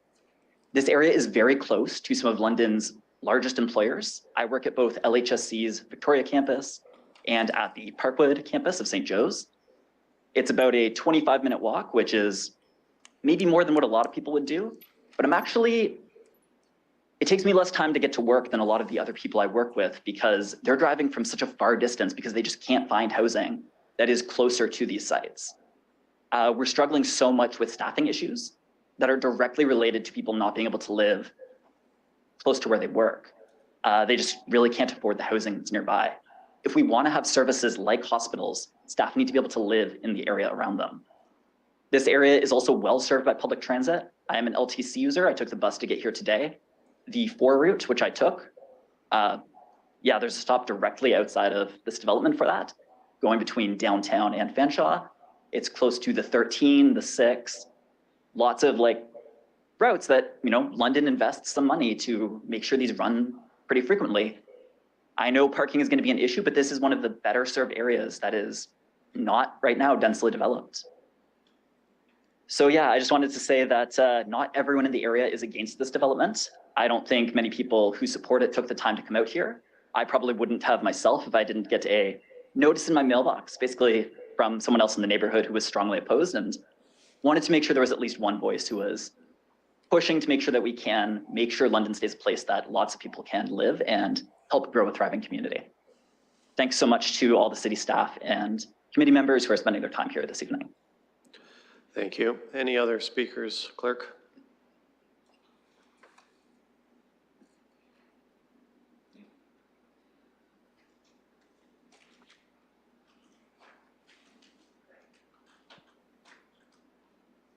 Good evening. I'm Adele Mockery. I live at 540 Upper Queen Street, and I do oppose the application as proposed. Like many others that have spoken tonight, do support a modest intensification for the neighborhood. I guess I have a question regarding if this change, the R5 zoning, is going to be consistently applied to Upper Queen Street. How have the cumulative effects of the intensification of the street been considered? I'm sorry, can you repeat that question for me, please? If the intent of the R5 zoning is to be consistently applied to integrate these proposals for intensification of Upper Queen Street, how have the cumulative effects of this intensification been considered? Thinking of traffic, we've also heard of the waste management services, and noting the property is on both a vertical and a horizontal curve close to the intersection, where traffic backups could impede the effectiveness of the intersection. I'm keeping note of questions, just so you know, that I will be asking staff once we are finished with the public participation. Please go ahead. I wanted to know if there was a study that was going to be looking at the cumulative effects if the intent. I've got that one. Yeah. You've got that. Okay, I'm good. Thank you. Please go ahead with your further comments. Are you finished? Okay, thank you. I understand we have a few more speakers online. Do we have a clerk? Who will be the next speaker? Martha Hook and James Blocker. Please go ahead, Ms. Hook. Hi, yes, I will just start my video here. Okay, hi. Thank you for taking all of this time to get together. I think it's really important to note that we are opposed to it. We are across the street from this development project, and what we do as a profession is we run a unique design and build firm. So when we were looking for a piece of land to build our dream home on, we were very specific about the neighborhood that we were looking at, specifically for very interesting architecture, the charm of London. That's what we were looking for. And that community was Upper Queens. So we bought the piece of land, and we are very excited to build a house that we feel will take the community into our thoughts, and really just do a great service to the character of the community. It's incredibly frustrating that on the other side of things, where you can have other pieces of land that you're not building homes on, that you're specifically in your brain thinking, I'm going to do a multi-home design, and I'm just going to do a quick profit. That's what I'm intending to do. There are specific pieces of land in London that are zoned for this. So when I am looking for a piece of land to do this type of project on, I don't just infiltrate a community, find a big piece of land, say, "Ooh, how many pieces of, how many pieces can I cut this up into? Who cares what the neighbors think? I'm going to make as much cash for myself and my investors as I possibly can, and I'm just going to push this and change the zoning because who cares, right?" There are places in London zoned for multifamily, and this is not one of them. So why is it fair now to have these investors take this land, sever it, not think about the character, not think about the neighbors who are opposed to it, and just build whatever they want? Because what is stopping me? Why now should I go to the challenge of building something that has the character of the community? Why should I, when guy across the street is just doing a quick cash thing, shoving as many units on there as possible, and who cares? Because that's the point I think that this community has reached. It's just like, who cares? Just, we'll figure out the garbage later. We'll figure out the traffic later. We bought then knowing that the traffic is difficult. I have 2 young kids. It is a concern for me. So having 24 parking spots plus people coming in and out all the time, how do you possibly think that this is the piece of land to do that on? There are other zoning places that when we look at buying a property, we don't say, you know what? Let's figure it out later. Let's just buy the property, sever it into as many pieces as we can, and we'll get the council to change their mind. Don't worry, who cares? We don't do that because we respect the zoning that's put in place, because it is there for a reason. So all I ask is that you guys really think that they're in the first place. How about we create some sort of communication with the neighborhood, because it is so strongly opposed. I'm representing like we need more housing. We're not saying that we don't need more housing, we do. But what we're saying is it can be done in an effective way, not the way that this is being handled right now. And that's all I have to say. Thank you. I'll go to the clerk for the next speaker on Zoom. Barry Deeth and Susan Brown. Please go ahead, Mr. D. You have 5 minutes.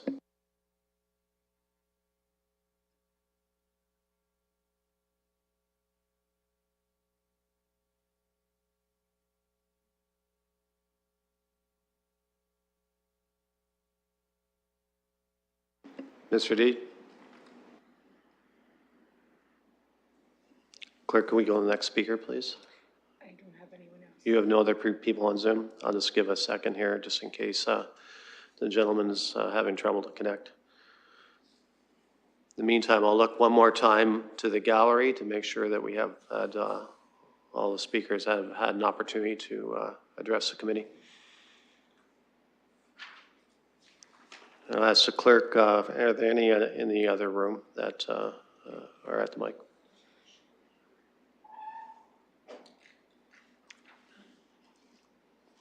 No, okay. I see a lady at the mic at the top right. Please go ahead, ma'am, with your name, and you have 5 minutes. My name's Kate Keating, and I'm representing 503 Upper Queen Street, where I grew up, and my parents continued to live there.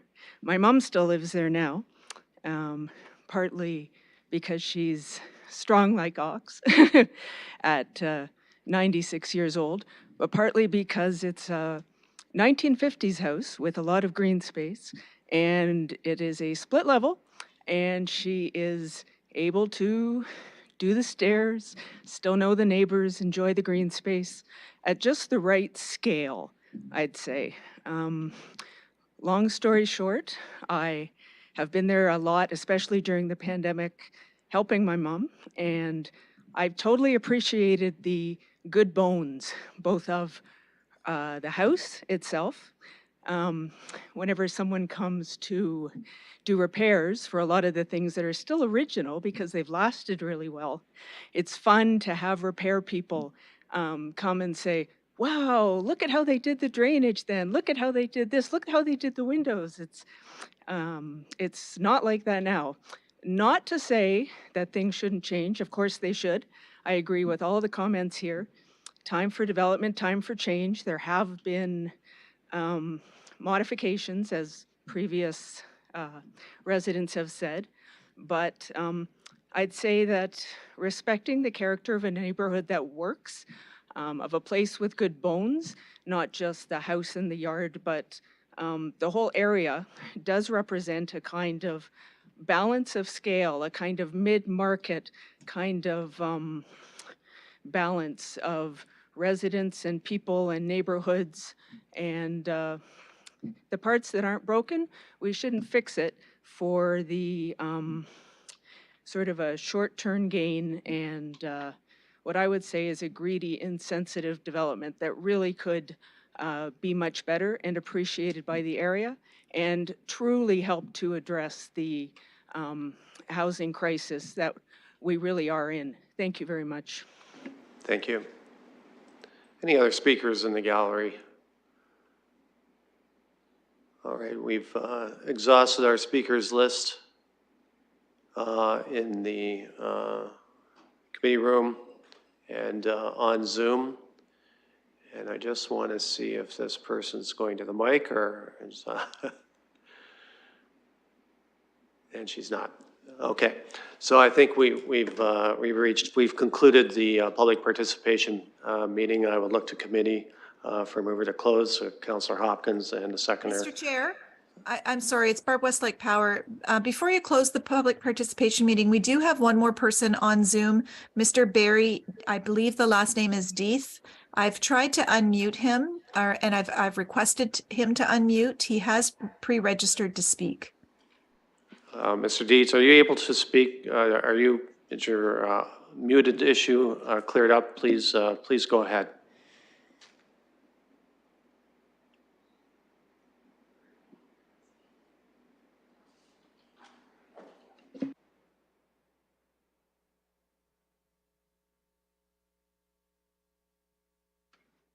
Oh, one final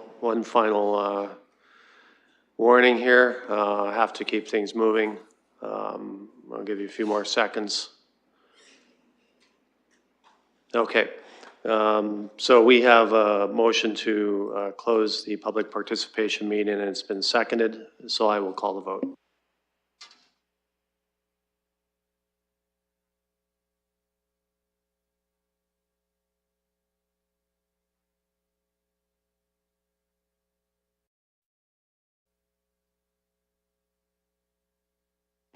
Closing the vote, the motion carries 5-0.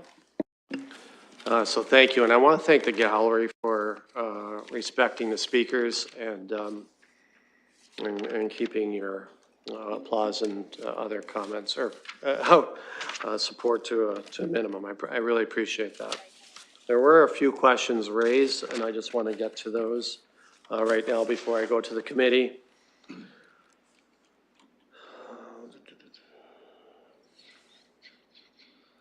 To staff, sorry, bear with me, please.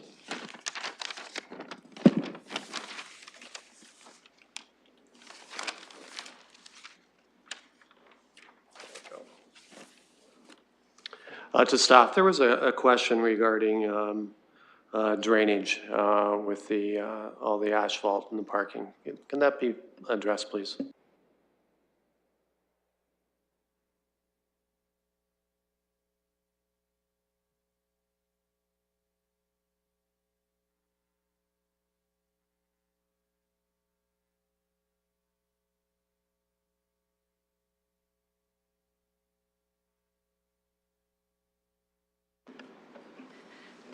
Through you, Mr. Chair, we'd like the applicant to actually answer that question. As you can appreciate, there's no longer site plan approval required for units 10 units or less. And as such, a lot of this will now be dealt with at the building permit stage. And there will be lot grading plans required, but the consulting engineer will need to address all those and make sure that all the grading matches existing grades on surrounding lands, and to ensure that there's no sediment erosion control or impacts of drainage on neighboring properties as well as the city property.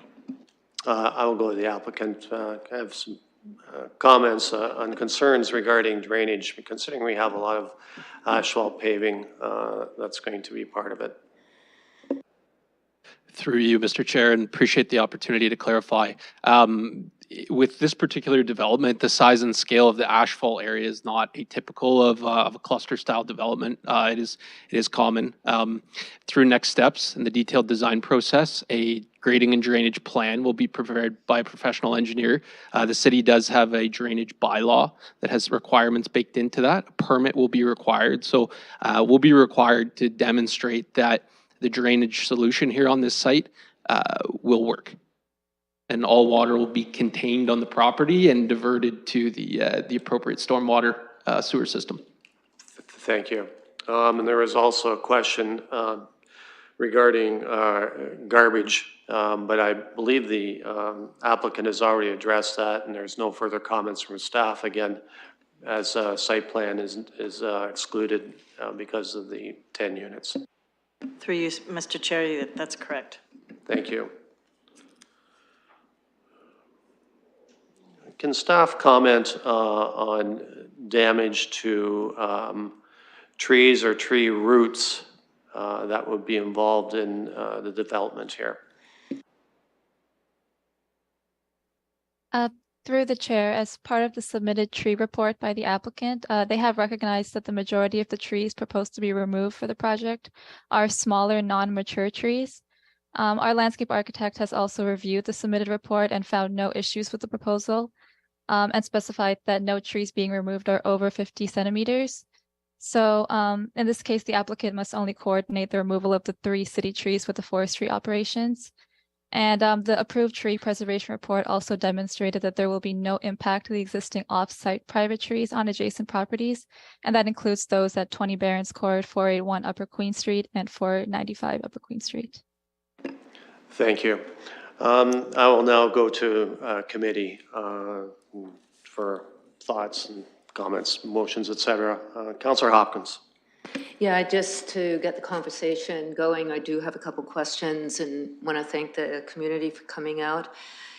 And it is just maybe following up on the last question about the tree report and the landscaping plan. Do we know what that looks like, given that we're not going through a site plan process? Just want to know a little bit more about what is expected with the landscaping plan on this site. Mr. Davis, can you comment on that, please? Thank you, Mr. Chair, and through you. Through next steps, we will be preparing a landscape plan. The intent for the project is that, notwithstanding it not being subject to site plan control, is that we would design the development as per the site plan control bylaw. So there will be trees planted along the perimeter, also in the amenity areas of each individual dwelling unit. Looking at the tree preservation plan, all of the perimeter trees that fall within adjacent properties will be retained. So in fact, in a post-development scenario, we will actually see a net increase in tree coverage on this property. Councillor? Yeah, and just a follow-up. Do we know what percentage of area is being landscaped? I know in past reports, we usually had a better understanding when zoning applications came forward as to what's going to be left on the property, and given that, again, the community is not going to be able to see how it may look at the end, I think more information, if you can share, would be appropriate. Mr. Davis. Through you, Mr. Chair. 41% of the site will be maintained as landscaped open space. 27% of the site will be lot coverage through building. And I think one thing that's important to point out is through the existing R19 zoning that applies to the site, those metrics that I just round off, that would actually meet the standards of R1 zoning as well. Councillor? Thank you for that. And just one last question about the designation. If this zoning application goes forward, and maybe this is a question through you, Mr. Chair, to staff, that the R5 is only designated to this property and not along the roadway and to other properties, just to get clarification there. I'll go to staff for that clarification. Through the chair, so this specific zone is only being applied right now to 489 Upper Queen Street. If that same zoning was to be applied to other properties along the street, that would have to be considered at the time of a proposal. Right now, this is only for 489 Upper Queen, so it would only be considering that site, that context. I'll go to Councillor Lewis. Thank you, Chair. Two questions to pose through you. I think this first one is to our staff, although the applicant may have comment as well. But I believe it was noted in our staff report. We heard several questions about was this proposal reduced from 11 to 10 so that it could circumvent site plan approval processes. But my understanding from the report is that the 11th unit was actually removed to provide a dedicated pedestrian access way through to Upper Queens. That was mentioned in the report, and I just want to make sure that that in fact is accurate, that the loss of a unit was actually partly through discussions between the developer and our staff to ensure proper pedestrian throughways were provided. I think I'll go to the applicant here. I don't want the staff to presuppose changes in the application. Mr. Davis. Thank you, and through the chair, yes, so that's correct. The reason for the removal of that unit was to in discussions with staff, a desire to accommodate some additional room for a dedicated pedestrian walk leading from the back row out to Upper Queen. And through that, they also they enshrined that enhanced side yard into the zoning. So there's now a minimum 10-meter side yard. So it's kind of twofold, enhanced separation and the walkway. It really truly has nothing to do with the site plan control process. In fact, for these small developments, most of the requirements that we would normally complete and the city would review through site plan control, we will continue to complete. Thank you. Councillor Lewis. Thank you, Mr. Chair, and through you, I know this one is for our staff. We heard a couple of speakers talk about concerns of the cumulative effect as more and more infill potentially comes along, that the storm and sewer capacities would then be beyond their ability to handle. But through you to our staff, we do conduct a stormwater and wastewater sewer capacity analysis when we're looking at each individual application. If memory serves me, I certainly recall a development on Oxford Street near Fanshawe College where the staff report indicated that our capacity was at its limits and so was not supporting the development moving forward. So I just want to, because the public has asked, make sure that that's communicated, that we do look at capacity as developments are brought forward. Each one, it's not that we don't review them as applications come forward. I'll go to staff to confirm the councillor's thoughts. Thank you, through you, Mr. Chair. Yes, this is something that, again, through the engineering consultant would consult with our engineering team, and our engineering team would be monitoring on a regular basis as they do across the city. Okay. Councillor Lewis? Okay, thank you for that. That's all my questions at this time. Any other comments or questions? Councillor Frank? Yes, I'd like to start by applauding the community organizing that's been done. As a past community organizer myself, I am constantly in awe of what people are able to do in the capacity. So I'd like to congratulate the community for the flyers that were delivered, for the emails that were sent, for the calls that we got, and for the stacked gallery and overflow room. I think it's so important that community come together on issues that matter to them, and this is really evidently something that the community cares dearly about. And it's so great to see so many neighbors working together. So I just want to say kudos to you for that. That being said, I'm going to have to disappoint you, and I'm sorry for that in advance. We're in a climate and housing crisis, as many of you have noted in your comments and in your remarks. And we desperately need density and infill across our city. This, in my opinion, is a perfect location, and in following up with one of the comments that we heard from the overflow room. This location is on many bus routes. It's on a cycling path. It's within walking distance to parks, groceries, pharmacies, schools. And being able to build density, being able to build on existing services and on existing areas like that is much more efficient, effective, and it increases our tax base without having to impact the climate crisis as much as a single family home at the edge of the city would. And I also had some of my campaign language quoted back to me in emails, which I appreciate. It's a good reminder. Neighborhoods are incredibly important. They're, in my opinion, we need great neighborhoods to have great cities. And again, I hear that your neighborhood is awesome. But neighborhoods are changing as we develop, and we do need to keep going inwards and upwards. And I understand this neighborhood was developed at a different time, and I understand that this change maybe feels abrupt. But again, we're at the point where all neighborhoods have a role to play in our housing crisis, and that includes accepting, welcoming, and celebrating infill. So that being said, I'd like to support the staff recommendation on this application, primarily because we are in a housing and a climate crisis, and we do need infill. Are you moving that, Councillor Frank? Do I have a seconder? Councillor Lewis. So we have a motion moved and seconded. Any other comments? Councillor Pelosa. Thank you, Mr. Chair, for recognizing me at your committee. As it's not one I serve on. You heard from many residents today, and I took great time during the election to go through door to door and tell everyone, as the serving councillor from the last term and re-elected in this term, how the planning process works, the timelines they could expect. And grateful to see so many of them out and engaged this evening, online and in person, and through the correspondence we've all received in advance of this. You've heard the high majority of them are saying, absolutely, this is an underutilized parcel of land.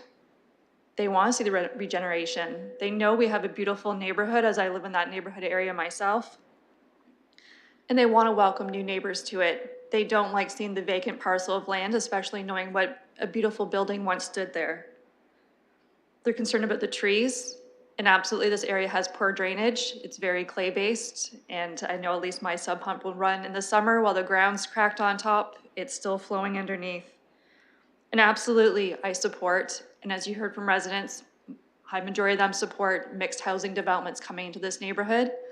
The ones cited in the staff report that are 1.2 and 1.1 kilometers away, one has a driveway entrance and it's not on the road. That would be the one quoted on Upper Queen Street farther up. And the other one quoted is not off Upper Queen Street and has a different road it's off of. That's not a collector street. So a couple key differences on that. As staff was saying, that the frontage is aligned on the north. You can see from the diagrams it is, but to the property to the north, the second row of housing is where the residents' current house is. It is not in alignment and is out of characteristic in the neighborhood.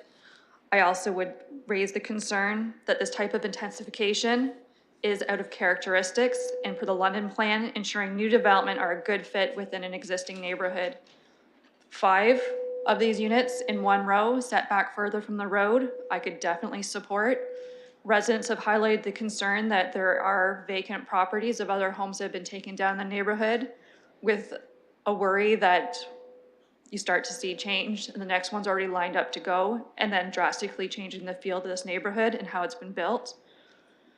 The bike lanes and the new intersection redevelopment is great for the neighborhood, but as residents have laid out for you, there's no neighboring on-street parking. It's bike lanes all the way up the hill. The closest would be Mitch's Park. There is a private laneway, as one resident reached out and explained to you, that services the homes facing Commissioners Road. If those get blocked, neighbors will be stuck and have to take measures into their own hand for how to gate it or put up proper signage, which it's clear that it's private, but already we're having issues. So that's my concern. I can't vote no at this committee, just for residents know this will come one way or another out of committee today and then go to the full council for a vote on February 14th, and that will be the final council decision of what's to be done with this property. So just making sure that residents know how things proceed from here tonight and then through the rest of council. So I thank committee for hearing residents tonight. There was many of them, and I will share that we asked for community engagement. The community comes out and they're telling you clearly, as current residents in that neighborhood, what they would prefer to see.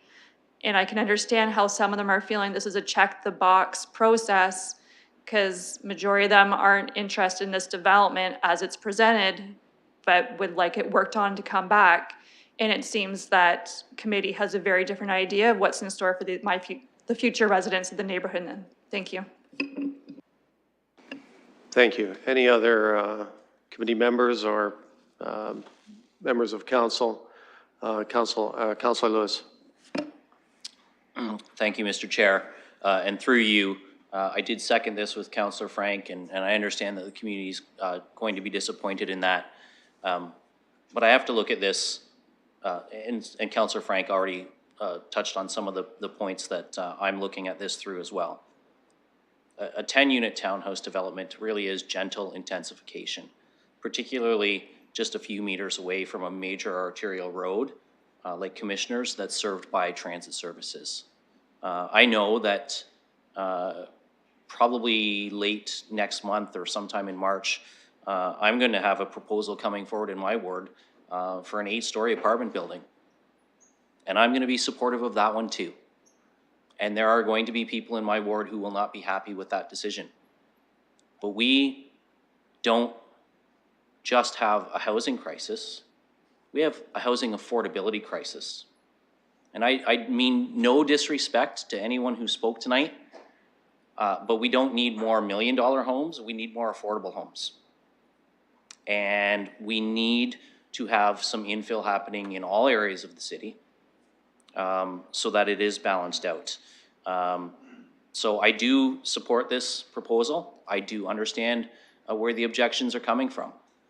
I do wish that we still had powers that the province has removed from us that would have allowed for some site plan control measures to be put in writing from this committee, but that is no longer a power we have.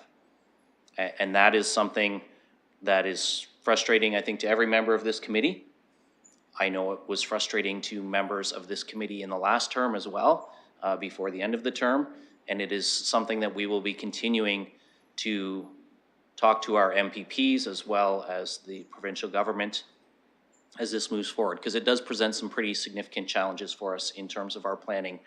But I have to balance that on the whole.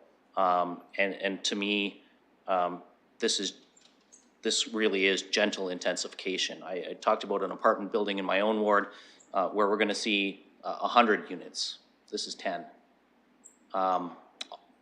The traffic on Upper Queen already is over 12,000 vehicle trips a day.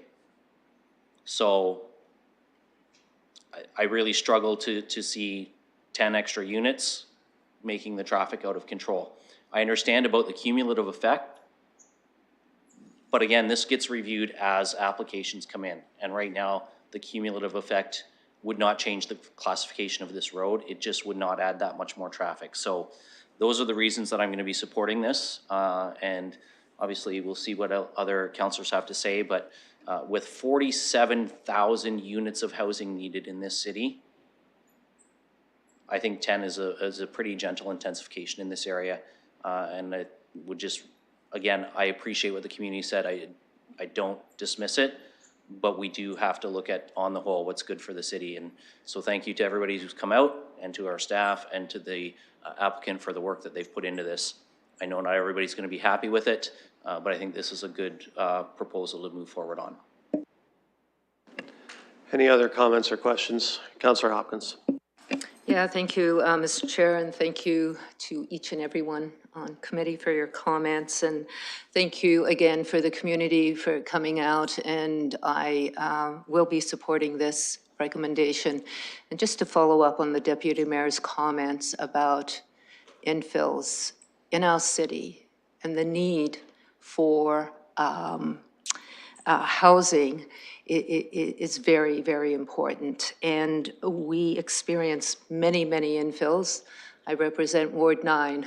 I'm on planning because I usually have at least one. I'm surprised I don't have any on this agenda, but there are many infills and the challenges are great. Our communities do change when we have a different form of housing come forward, but this is that missing middle that we desperately need in our city. We no longer build subdivisions when we put in houses that all look the same.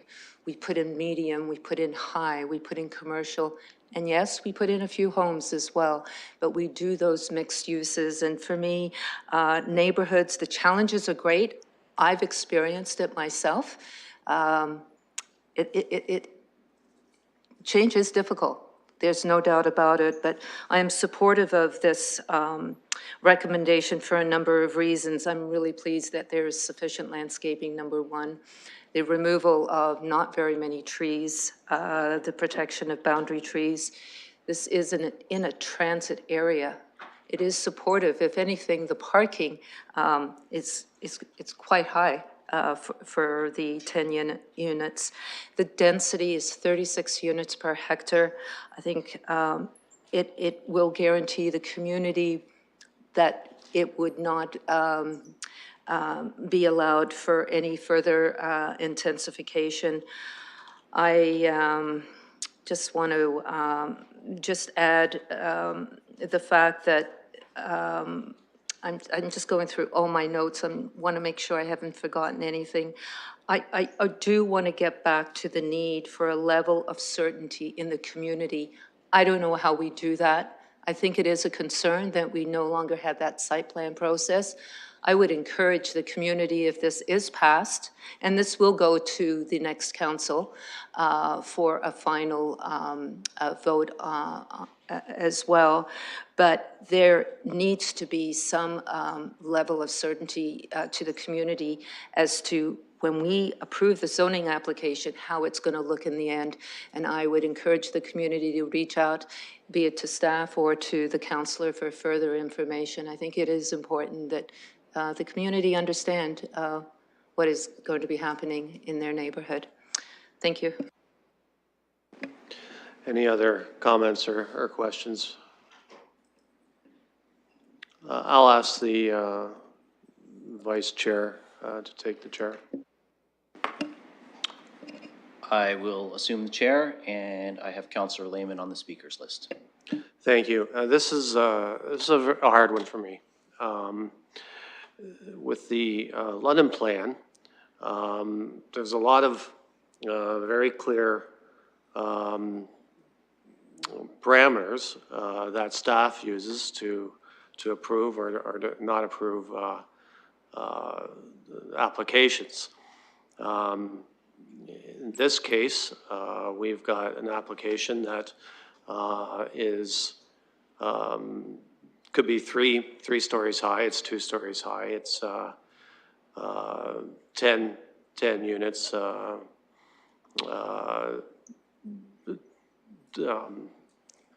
Townhouses and close to transit routes, arterial roads, commissioners. On the other side, though, there is a very gray area that the London Plan deals with, and that is whether it is in keeping with the neighborhood. And I understand what people had said about accumulative prospects here. These are large lots, and I don't disagree that they could be future developments along Upper Queens in this area. In which case, I would argue that there is a considerable amount of change in the neighborhood. Now, some would argue that that's fine. You know, these are large lots, and large lots shouldn't be allowed. In which case, you know, let's proceed. However, it is in the London Plan that we do have to take that into account of the nature of the neighborhood and how it would affect that neighborhood.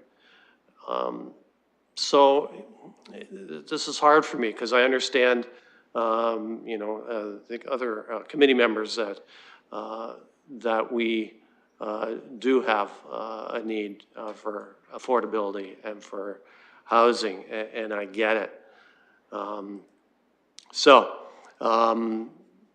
That being said, I'm not going to approve this application, and I will vote against it.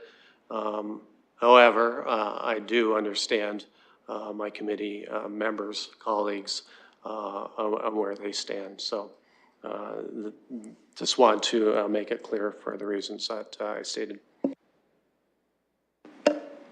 I will return the chair to Councillor Lehman. I have no other speakers on the list.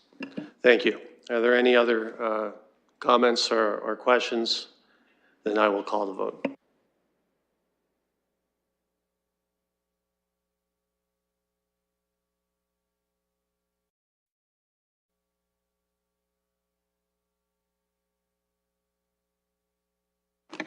Closing the vote, the motion carries 3-2.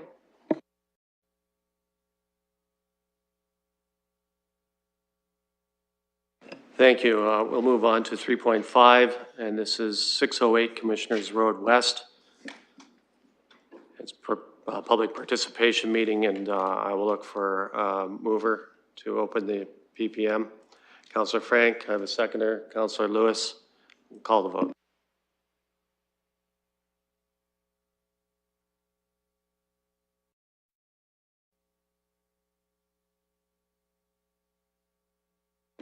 Closing the vote, the motion carries 5-0. Thank you. I'll ask the committee members if they have any questions, technical questions for the staff. We have the staff report on our agenda. Not seeing anything, I will go to the applicant. Oh, sorry, Councillor Van Meerbergen, do you have a technical question for the staff? Thank you, Chair. It came to my attention by some very observant constituents that the statistic being used for the area of this lot, 2.1 hectares, is indeed not the case. They were doing some basic calculations and came up with, rather than 2.1 hectares. It's actually only 0.45 hectares. Or to put it another way, just slightly over an acre for 95 units. So I just wanted to get that clarified and confirmed from staff. To staff?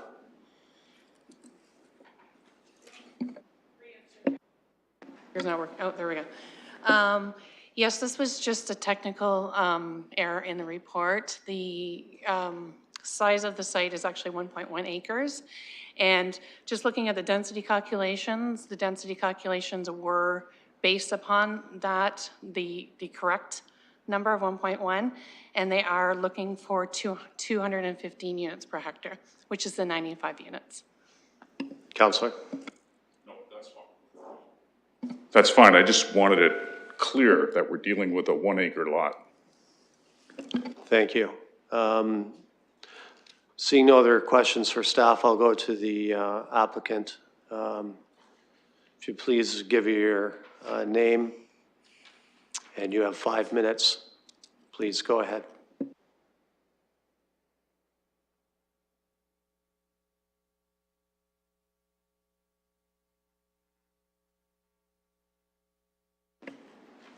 Can you? Okay, good evening, Mr. Chair, members of the committee. My name is Harry Frusios. I'm with Zelenka Priamo Limited. We are the planning consultants and agents for this application. Our clients are also online witnessing this proceeding and are available to answer any questions as well. First of all, we want to thank staff for a very cooperative process throughout.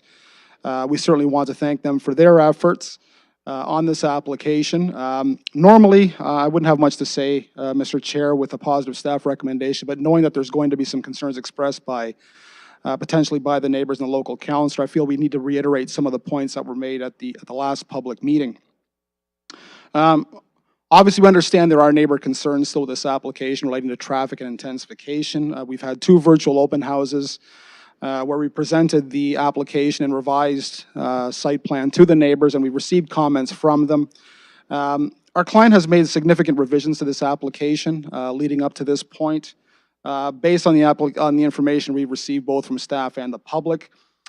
Just for the committee's information, our client acquired additional property from close to after they made this application. They bought the corner piece at Westmount Crescent and Commissioners Road to provide a better property for this type of development, to bring a building closer to the intersection and to allow for better access off of Westmount Crescent. The above-ground parking structure that was originally proposed has been removed. That allows for more at-grade amenity space by putting the parking underground, as well as more sufficient opportunities for landscaping. The proposed building now complies with all required setbacks, the permitted building coverage, landscaped open space. The only thing we're asking for right now is the increase in height and density to be commensurate with what the London Plan policies allow for. Main building entrances will be positioned facing close to the street, and as I said before, there will be sufficient widths now along the perimeter and internally for enhanced landscaping within this development. So while we appreciate there are still outstanding concerns expressed by the neighborhoods, it remains our opinion that the revised proposal is in keeping with the city's intent for development within the urban corridor place type and along the civic boulevards, and it satisfies the city's urban design goals. In this case, the proposed development is in keeping with the city's vision for growth and intensification along its major corridors. This application does not request anything that goes against that vision. Furthermore, the proposed development will assist the city in achieving its goals for providing more residential units in a form that is attainable to a wider range of the population and in close proximity to transit and a wide range of support services.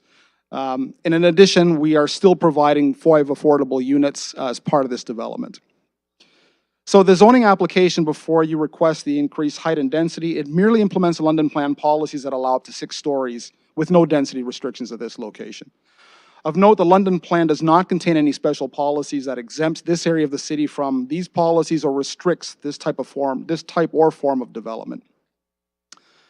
The revised staff report provides a detailed response to the issues that were raised at the last public meeting, and we continue to support staff's position on these matters. We reached out to staff shortly after the last public meeting regarding any potential changes to the access location for the site, and they told us outright that they would not support access off of Commissioners Road. So the site plan remains as you saw it at the last public meeting. To date, you have 2 planning opinions and 2 traffic opinions that are in complete alignment as it relates to this application. We're not aware of any conflicting professional opinions regarding land use or traffic as it relates to this application. We've engaged the public on more than one occasion, beyond what is typically required, and we believe that we have considered and addressed all comments to the best of our abilities, while still providing a proposal that adequately balances the city's objectives for growth and intensification.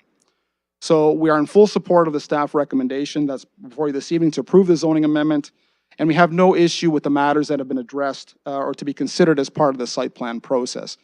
So with that in mind, Mr. Chair, members of the committee, I'm certainly open to any questions that you have, and I thank you for your time. Thank you. Any questions for the applicant before I go to the public? Seeing none, anyone in the gallery that would like to speak to this?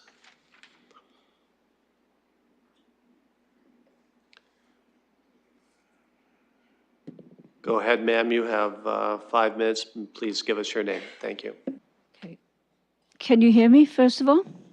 We can hear you fine. Thank you. Okay, I can't hear you very well, so. My name is June Burrell, and my husband and I live at 659 Westmount Crescent.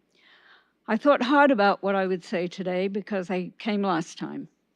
Our local neighborhood has made it very clear that the building is out of place for this area, and 6 stories with 95 units is too large for a 0.5 of a hectare. We presented a petition with 122 signatures. The feeling in the neighborhood is unanimous. Let's begin with these measurements. When reviewing the dimensions on the document for this project, 2.1 hectares given as the area is not correct by over 4 times. We used the 2 measurements given to try and reach the area of the site, and the result was 0.36 hectares, not 2.1. We contacted the city and were told the site has 4 unique side lengths and were referred to the site map. We located the 4 measurements, and using the correct formula, we calculated the correct number of hectares to be 0.45 of a hectare, or 1.1 acres, not 2.1 hectares. But only 2 measurements were in the material. Having the incorrect number of hectares in the application is misleading, and by appearing to be 4 times larger than reality, may play in favor of the developer as they are attempting to change the site to medium density and increase the density to 215 units per hectare. Looking at the London plan, we found that this site presently is low density with a maximum allowable of 75 units per hectare and an absolute maximum of 750. The zoning choice selected by the developer allows them to increase the site to medium density, and the 215 units are allowed if the committee agrees. We all understand that we are looking at intensification, but we think the onus should be on the developer to prove that this building is a good fit for our neighborhood. This has not been done. Another form of building on this site, like townhouses or 102-floor condominiums, will be a much more appropriate use for the site, just as the developers further west on Commissioners figured out. Less traffic, less problems. And what would this medium density precedent do to all the other single-family owned properties in the area? In reading the London plan, we found many instances where it refers to intensification being appropriate for the neighborhood, being a good fit, being sensitive to a neighborhood, in at least 10 places. It also covers protection of privacy and respecting neighborhoods. These protections are there for a reason, and we're asking that they not be totally ignored in this situation, or perhaps they're just empty words. Let's think what we're losing if this is approved. We lose our right to privacy. As I stop at traffic lights, I count up 6 floors, and I see how huge this building will be. We lose a lot of green space and bird and wildlife habitat. We lose our right to quiet enjoyment of our properties. We lose our safety from all the additional traffic and parked cars. I don't see how introducing 150 plus vehicles plus servicing trucks into a quiet neighborhood can be seen as okay. The committee even asked for this to be investigated last time, but no new work has been done. just to say the traffic department says it's okay. We could also lose the mature trees on the south and west side of the lot. I don't have faith that these trees will be saved. We lose the peace that our quiet, traffic calm neighborhood has given us. It will be like a downtown street. On the other side, what do we get? We get an oversized building in our neighborhood and a driveway facing our street. We get higher risk of flooding if there's ever a big storm, with the site being almost completely hard surface. We get a large amount of traffic with the related noise and danger. We can't see any real benefit for the neighborhood from this large building, and it really is too large for the site. If you saw the site, you would instinctively know that. Anything can look okay on paper. The 3 other projects in progress very close to this site are proposing townhouses at a density of 60, 60, and 43 units per hectare. On the 634 Commissioners project, the developer even voluntarily lowered the height from 3 floors to 2. 30 seconds. Based on neighborhood feedback. A neighbor told me about an application in a very similar situation in the midst of single-family homes on Baseline Road West in Byron. It was a bit smaller, 4 stories, 38 units on 4 lots, not 2. Neighbors objected, and the application was rejected by Planning Committee. The reason given, quote, "The residential intensification has not demonstrated to fit the surrounding neighborhood and has not demonstrated that it would protect the health and safety of residents." Your time is reached. Thank you. This is exactly how we feel about this application, and we would hope we can get the same consideration as this parallel project. Thank you. Any other persons in the gallery that would like to speak to the committee? Please go ahead, sir. You have 5 minutes. And please state your name. Thank you. I'm Darcy McLeod. I live at 661 Westmount Crescent. Now, the last time I was here, I had asked a question about the main entrance to this building is on Westmount Crescent. The driveway in and out of their parking area is going onto Westmount Crescent. Why does this not have a Westmount Crescent address? Because the property that they bought on the corner there was 591 Westmount Crescent. They keep referring to this as 608 Commissioners. Well, there's nothing going out to Commissioners from this building. They have a side view against Commissioners. That is it. The main entrance is on Westmount. The driveway is on Westmount, and it's going to affect us with all the traffic coming in and out of that building is going to go either way on Westmount Crescent. Now, I have 8 grandkids that constantly ride their bikes up and down Westmount Crescent, and I don't want to have to be so worried to not let them, go and play like they normally do because of the added traffic concerns. Thank you. Thank you, sir. Any other persons that would like to address the committee in the gallery? Please go ahead, sir. You have 5 minutes and state your name. Thanks, Mr. Chair. My name is Blair Petsky. I'm a resident of the neighborhood on Jamaica Street. I have 4 main points I just want to present to the committee, and thank you all for your time tonight. The first issue is similar to what was just mentioned about the address. The development is defined as fronting on Commissioners. So the word fronting is very important in the London plan, and that unlocks a certain set of development conditions or approvals, etc. So I would suggest if this development is truly fronting on Commissioners, then access to the development should be from Commissioners as well. Instead, what we have is access from Westmount Crescent, a neighborhood street. And so I would suggest if that's going to be the access, then the London plan should apply in terms of a frontage on a neighborhood crescent, and a 95-unit apartment building does not fit into that context. Secondly, with respect to access to the building, there's an argument from the planning staff and the developer that the additional cross-traffic on Commissioners needs to be avoided. So turning left into the building, in their words, is not a good idea. However, what they're suggesting is turning left into the adjoining neighborhood street is just fine. It's the same number of cars that are turning left across Commissioners Road.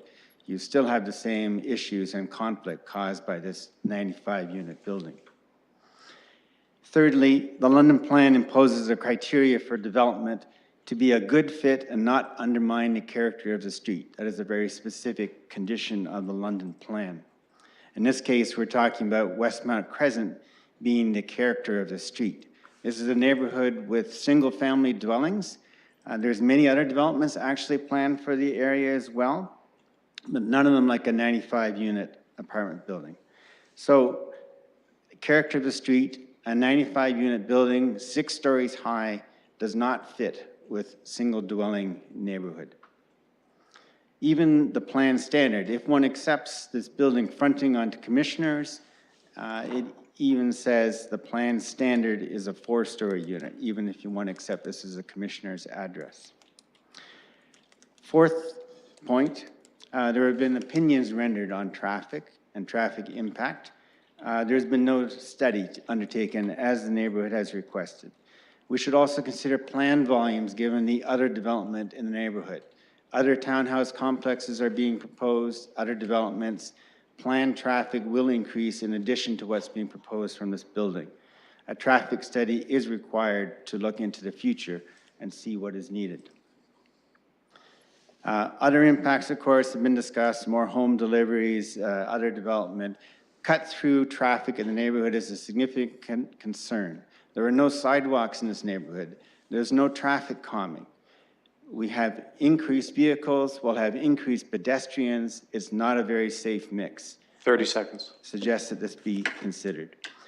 So I suggest the special amendment be postponed until this full review can take place. And I suggest that this development be reconsidered with access from Commissioners Road in order to fulfill the requirements for infill. The 6-story unit does not fit, and I suggest at least the plan standard and a frontage on Commissioners be the way to go. Thank you. Any other person that would like to address the committee from the gallery? Go ahead, ma'am. You have 5 minutes, and please state your name. My name is Hetty Orlowski. I reside at 669 Westmount Crescent. I didn't come to the previous meeting. One I forgot. I'll blame it on age. I've been on this street for 23 years, chosen specifically for the quietness and the character of that street. With this 6-story building, which is totally unacceptable, the traffic will be horrendous on our quiet street. Paying taxes for, I'm a lifelong Londoner as well, is totally unacceptable. For our voice not to be heard. Listening to what the other residents did on Upper Queens, that is unacceptable. They all came out to express their opinion, and it fell on deaf ears on all of your councillors.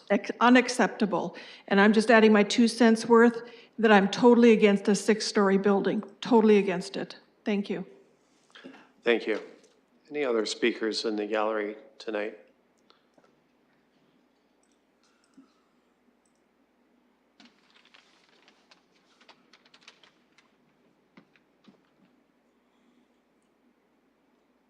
Please, sir, go ahead. You have 5 minutes and state your name. Thank you. I'll be brief. My name is Alan Burrell. I live at 659 Westmount Crescent. Our neighborhood, our neighbors called Turex at 615 Westmount Crescent wanted to attend this meeting, but they are out of the country.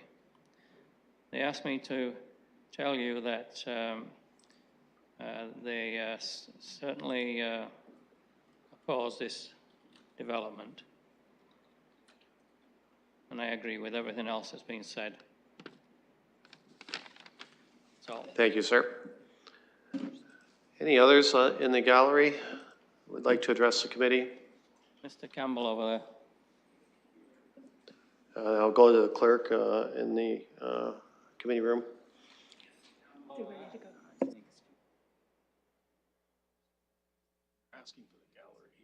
Okay, the please, first speaker in the committee room, please state your name. You have 5 minutes.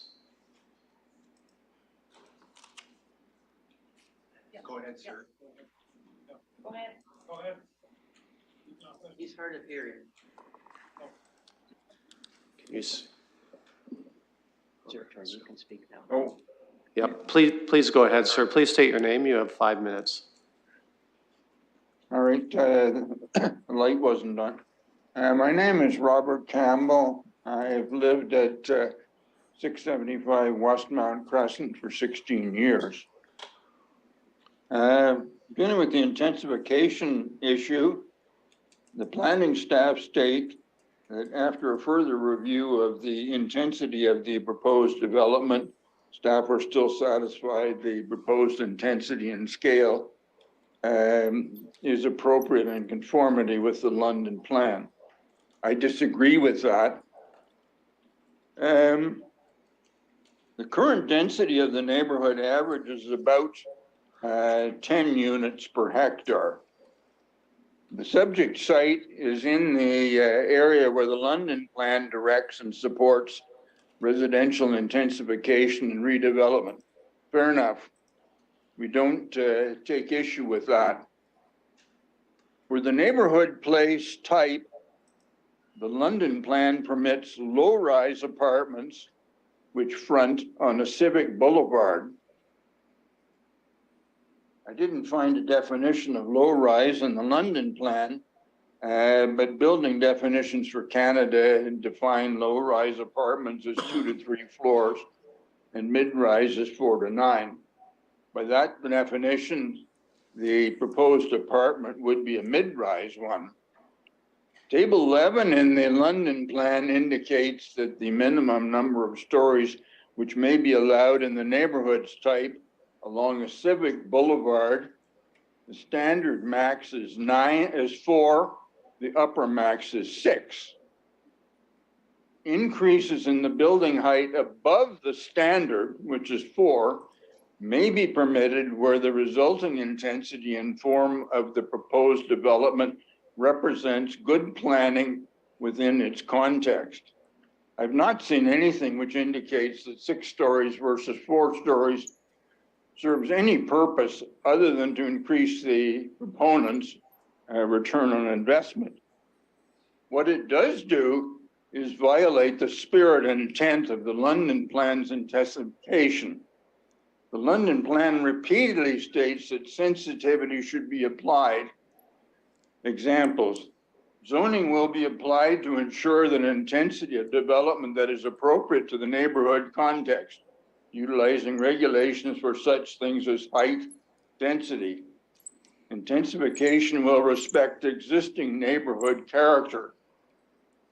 A planning and design report, as described in the tools part of this plan, shall be submitted for all intensification proposals. The report will clearly demonstrate that the proposed intensification project is sensitive to, compatible with, and fit within the existing and planned neighborhood.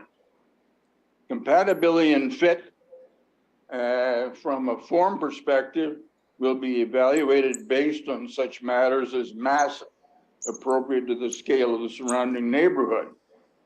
With respect to massing, note that the volume of the proposed apartment building is 32 times the volume of the nearest house at 615 Westmount. Several things have been done to try to decrease the impression of massiveness, such as step backs, but it's still putting lipstick on a pig. It's still a pig. The elephant is still in the room. As Councillor Van Meerbringen put it, it is just too big. In summary, the planners claim that the project is sensitive to and a good fit with existing neighborhoods. If that were so, why has there been almost universal opposition to the neighbors, by the neighbors? A 6-story approval would, in my opinion, be appealable. A 4-story approval might be appealable. A 3-story approval would be within London plan's current criteria. A 2-story approval would keep the project within the current zoning, while still bringing in a high degree of intensification. 30 10 seconds. units per hectare, up to 72 units per hectare. How am I doing for time? You're pretty much done, so please wrap it up. Okay, I'll let it go with that. Thank you. May I have the next speaker in the committee room, please?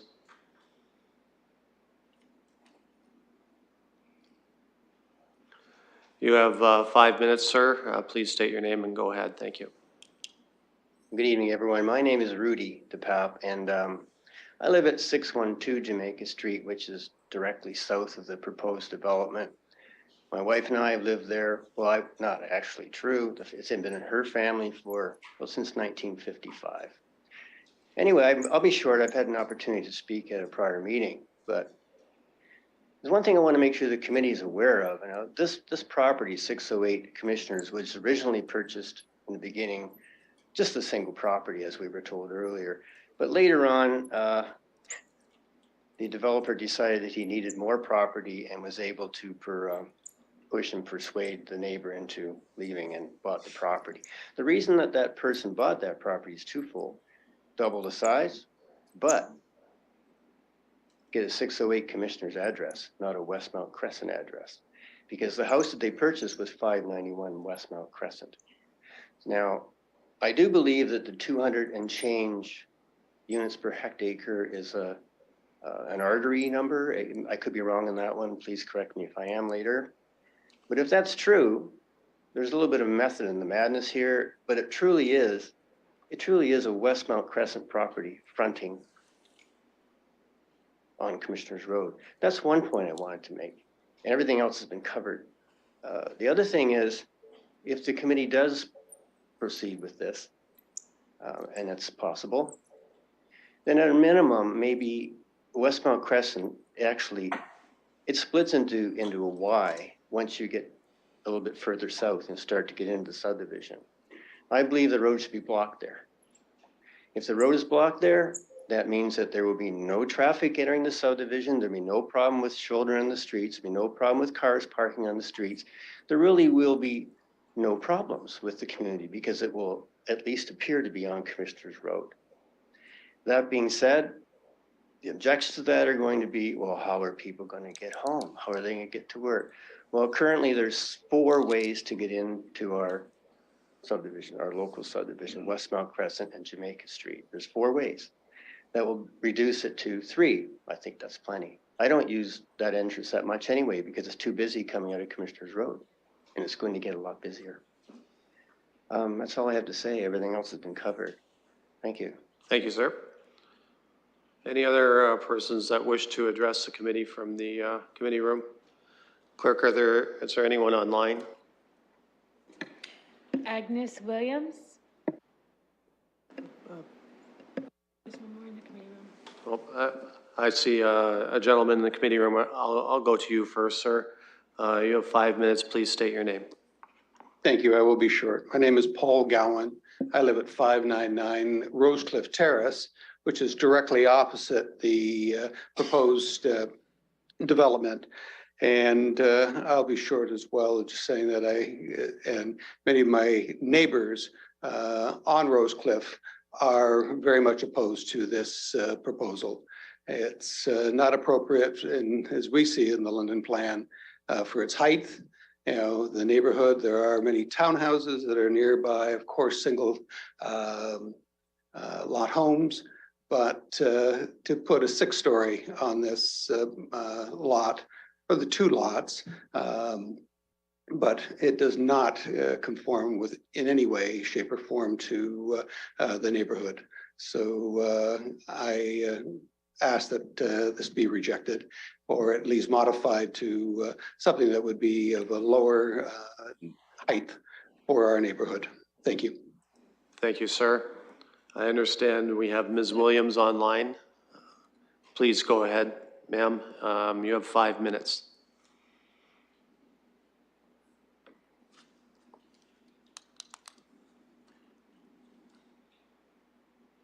Ms. Williams, if you're online, please unmute.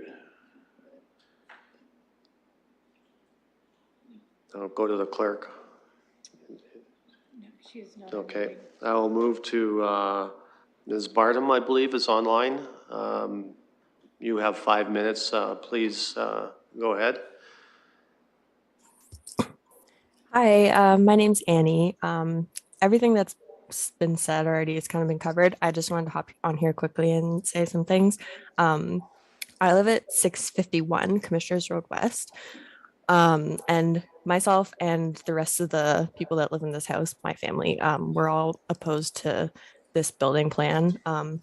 There is a development that's going to occur directly across from us, like literally right across the street from us. That's going to be townhouses and then also repurposing the home that's already there into separate units. That seems like something that's really in keeping with the area, in the neighborhood, and seems like deferential to the place that we live, and not like an overreach. This proposal, however, that we're discussing at the moment, just seems like obscene, basically, for what it is. Like, the neighborhood will not support a building of that size. You just have to like take a walk outside my house and walk down the street and look around. It just would not be appropriate at all. Yeah, that's all I really wanted to say, and just like voice my disapproval basically for the proposal. It just seems like ridiculous that a building of this size would be planned for that area. That's all. Thank you, ma'am. I'll ask the clerk if there are any others online that are waiting to speak. Through the chair, there's no one else on Zoom. Thank you. Last call for committee room. If there's anybody that would like to address the committee, now's your chance. I see no one getting up to go to the mic, so I will look for a mover to close the public participation meeting. Councillor Hopkins, seconded by Councillor Frank. I'll call the vote.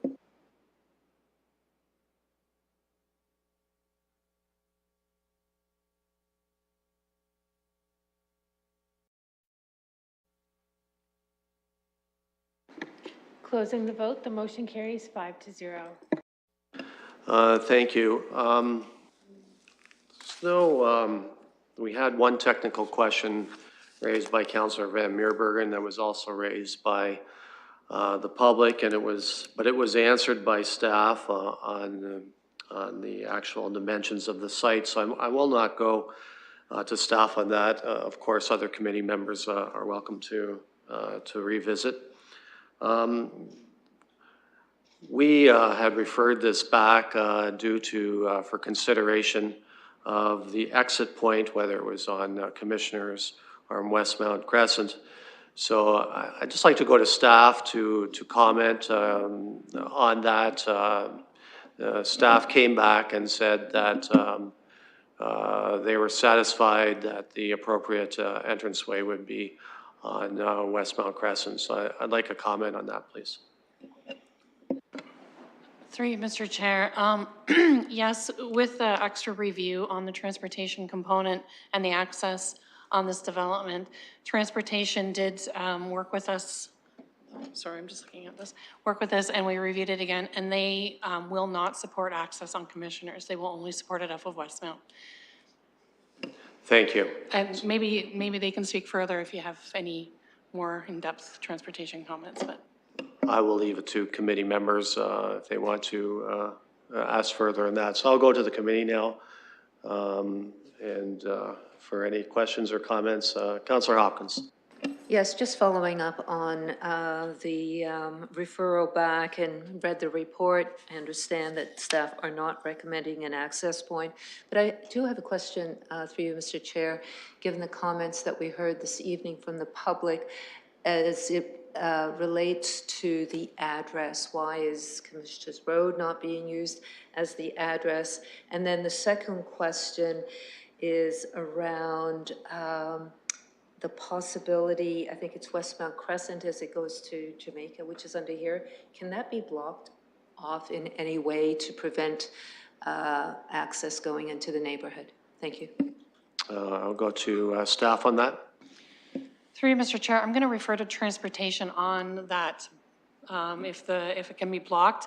But just talking about the address, just to give the committee some information, the legal frontage is Commissioners, and the legal frontage is always the shorter of the dimension. So we do look at that. So we have determined that the legal frontage is Commissioners for this property. I should also note that the London Plan points Commissioners Road as the higher order street for this property and development. So that will answer the question with regards to why we are looking at commissioners for our policies. I will direct the address change to the applicant as he can provide that information. And then I, again, will direct the blocking the street to transportation.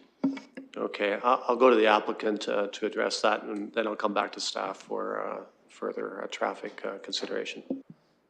Thank you, Mr. Chair, and through you, and I heard the comments as well about the address. Typically, when we have multiple properties, the city sometimes will assign a new address. So we haven't got to that stage yet.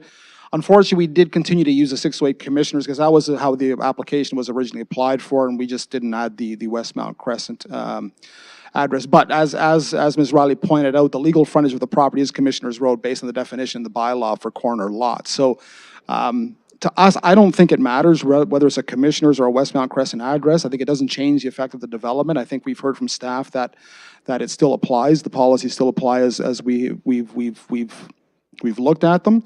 But I think, again, this property has legal frontage on Commissioners, and that's how we've structured our application.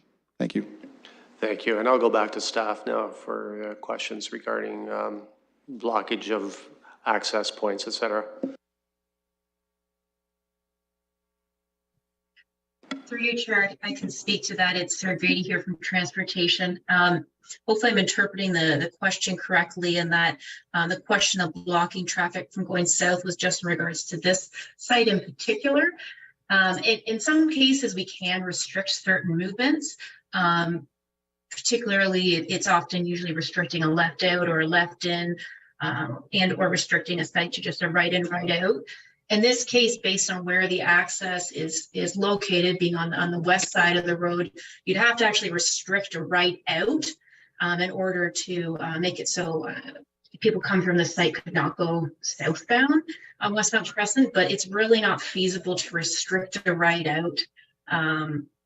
If it was on the other side of the road, then, and I know this has happened in other spots where there's been a restriction on the left out, you could do that. But yeah, just with where the site's situated, it's not feasible to do that. Councillor Hopkins. Yeah, thank you for that.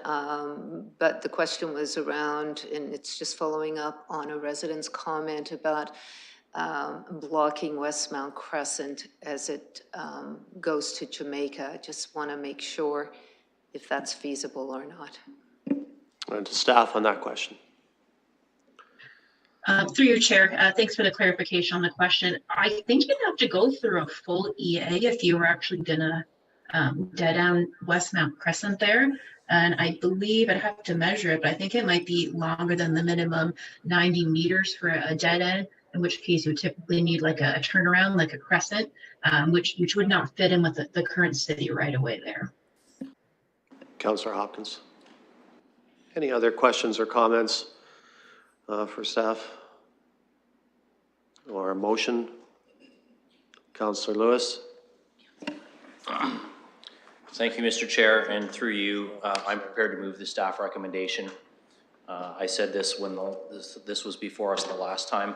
I was concerned about the entrance. We've heard, and that was the purpose of the referral. We've heard back from staff that that's not supportable. I am supportive of the density, and just like I said on the last application, infill has to happen in neighborhoods across the city. This is right at the corner of Commissioners Road, and I think with the transit service there, with the access to easy access to other parts of the city, that this is the right fit. So I'm going to support this.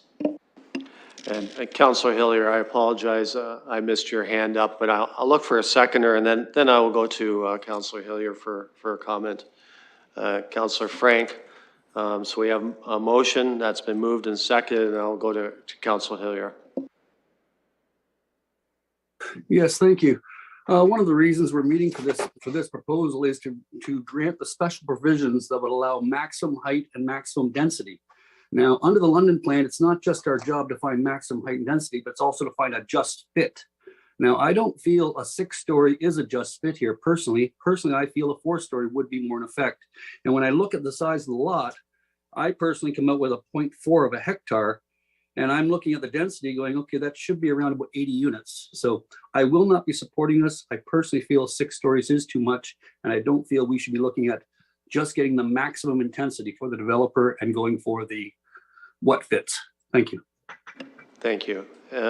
Councillor Van Meerbergen. Thank you, Chair. I think if anybody knows this particular area, the corner of Westmount Crescent and Commissioners. Now, we hear the word Commissioners, and right away we think of certain stretches of Commissioners where it's a nice wide 4-lane arterial with plenty of room, plenty of space. This stretch of Commissioners is a very narrow 2-lane, and it is surrounded in this particular area, these neighborhoods, with single-family homes. I think Councillor Hillier summed it up well. It's a very peaceful, almost pastoral type area. And then all of a sudden, we're going to plunk a 6-story, 95-unit building on 1 acre. Think of it, a 1-acre lot. I think most of us can envisage, and let's not get lost in the hectare acre. This is an acre. And as has been described, that's less than half a hectare. An acre is not a lot of property to work with, and we're going to put 95 homes on there? The previous application we heard, I think it was 10, on a 3/4, I believe, acre lot. This dwarfs it in comparison in an area where it absolutely does not fit. It's too big. Well, it is fundamentally too big, too high, and too dense. It's like putting a wall up in the middle of these beautiful homes where many of the residents have lived for decades, working so hard on a daily basis to improve their area. For decades, they've been paying taxes into our great city, contributing to its prosperity, and they will continue to do so. If we're going to make intensification work, we've got to work with residents. We can't just, pretend we're listening and rubber stamp things. We've got to work with them, step by step. And if it means we have to find some common ground and we have to put water in the wine of, what I would call extreme goals, then we need to do so. This isn't going to work if all we do is just make a lot of angry residents, a lot of angry taxpayers, again, who have worked so hard, and then we just shove a new development down their throats without taking their very well-based concerns into account. So I would suggest that this particular application, this particular proposal, and that it's just that, a proposal, be turned down, and it come back, be re-examined, and come back in a different form, because in its current format, it just does not work, and it's disrespectful to the residents. It's disrespectful to taxpayers in the area. And so I would say let's send it back, take another look. I think Councillor Hillier was right. If there's some way to look at bringing it lower, 4 stories certainly works better than the 6. We only have to look at that 4-story building that was built on Wonderland Road near Teeple Terrace, which had that unfortunate accident. But when you look at the size of that, that's only 4 stories. I think most of us have driven past it. It's a big building. Think of that on the corner of this quiet little crescent corner. So again, I basically implore you to not support this application in its current form. Thank you. I'll go to Councillor Frank. Thank you. And I seconded this motion, and I appreciate Deputy Mayor Lewis moving the motion, again, similarly for the reasons of the previous applicant. But to me, again, every unit that we do that's infill is a unit we don't have on the edge of the city, a single family home increasing traffic congestion, tax costs, emissions. So again, I will be supporting this given that I seconded it. But I do think it's a good location. Again, it's near transit, it's near shopping centers, it's walkable. And I do think we have listened to the community. We are voting against it. Well, I mean, I am, sorry. But I think we have listened to it. We referred back to staff. They did more work. The consultant clearly has done some community engagement. Again, it doesn't sound like it's meeting the needs of the residents specifically immediately in the approximate area, but it is meeting the targets that we have for our housing crisis and our climate crisis. Again, we desperately need density across the city. Every neighborhood is going to be impacted, and every neighborhood is going to have to play a role in our housing crisis, and that includes welcoming infill like this project. So again, I'll be supporting this application for those reasons. And I think the other thing I did want to highlight that I haven't really highlighted in the last couple is this mentality that we think that we're going to continue with the same amount of car usage that we always have, and therefore we need maximum amounts of parking and maximum amounts of road space, and roads are only going to continue to widen. I ran because I don't want roads to widen. I want us to keep investing in transit. I want us to keep investing in bike infrastructure. And I believe that we are going to see a reduction in cars. And if we don't, we're going to have huge impacts of the climate crisis. And I don't know, again, why we made a climate emergency action plan if we expect car usage to go up. It's the exact opposite of a climate emergency and the exact opposite of a climate emergency action plan. So again, I don't believe this mentality that we're going to see more and more and more cars, because if we do, it's going to go against most of the work that we've been doing with the London Plan and our climate plan. So I personally only have one car for a 2-adult household. Most of my friends don't have a car, or if they do, they have one per 2 people. And maybe that's just the next generation is going to be seeing a reduction in car usage. So that all being said, I'm not too concerned about the transportation issues if we are seriously investing in transit and cycling. So, thank you. Councillor Hopkins. Yeah, thank you, Mr. Chair, and thank you to everyone for their comments and for the public for coming out. I have been back and forth on this one a number of times. I'm glad we referred it back because we really needed to understand the mechanics of how this neighborhood moves around. I agree with the ward councillor that there are a number of applications that we've already approved, and I can probably see another one coming when you look along this Commissioner's Road from Notting Hill all the way almost to Wonderland. There's a lot of change going on here. There's lots. And I hear what Councillor Hillier is saying about the height. But the reality is there's affordable housing, 5 units being put in here. There's underground parking. It is really something that the applicant is doing the work that is needed to create more units in this area around a transit area. I was really disappointed to see that there's no opportunity not to have the access on commissioners. And I can see that because we've already approved a number of applications that have access to commissioners. So we're just kind of creating a lot of challenges there.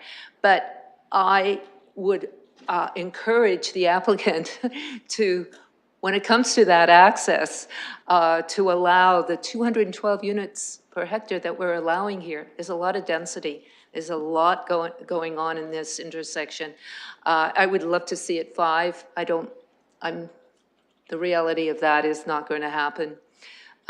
So I will be supporting this. Again, encouraging the applicant to really pay attention to that access and not to encourage the cut-through traffic, because I know it exists. It exists further down on Cranbrook Road.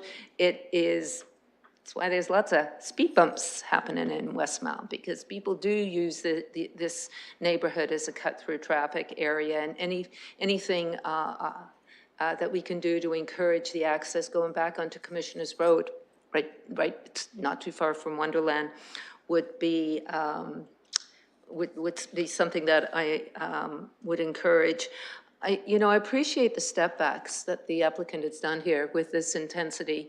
They have created a bit of stepping back so it doesn't look so intense. I think you know, I appreciate that, but I will be supporting this development. It just seems that it has many things going for it when it comes to the affordable housing, the transit areas, and opportunities to hopefully encourage more ridership on our transit. Councillor Lewis. Thank you, Mr. Chair. And through you, I think I guess the comments that Councillor Frank and I are sharing are a good example of how we don't have to agree on everything, but we can find consensus. I actually agree with Councillor Frank about the road widening for the most part. I think in some locations that's going to have to happen. I'm less convinced that the car is going away. I think it's becoming electric. I watch some young people put on skates and play hockey a few times a week, and one of their main saving goals right now is to buy a car, to have their freedom from their parents, and to not be dependent on a transit system. So I think there's a mix out there of thoughts on that. But what I really want to implore colleagues to think about, and it's on this application, but it applies to the previous application, and it applies to many applications that we've seen at this committee before and we'll see again. The last application, and if I misquoted staff, it's because of my own sloppy handwriting, not their inaccurate numbers, but I believe it was mentioned that this was approximately 90 meters from, the previous application was approximately 90 meters from Commissioners Road. This one is right on Commissioners Road, 1 block from Wonderland Road. Wonderland Road is one of the busiest, most important arteries in the city.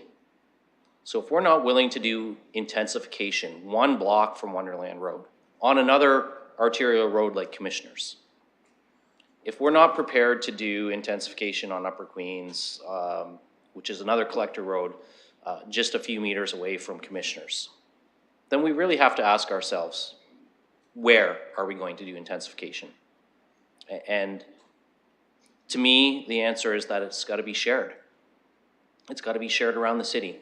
And the best places for these things to happen are within walking distance of transit service, within walking distance of neighborhood amenities, and within neighborhoods where there's a little bit more room, and we've got a little bit more room here.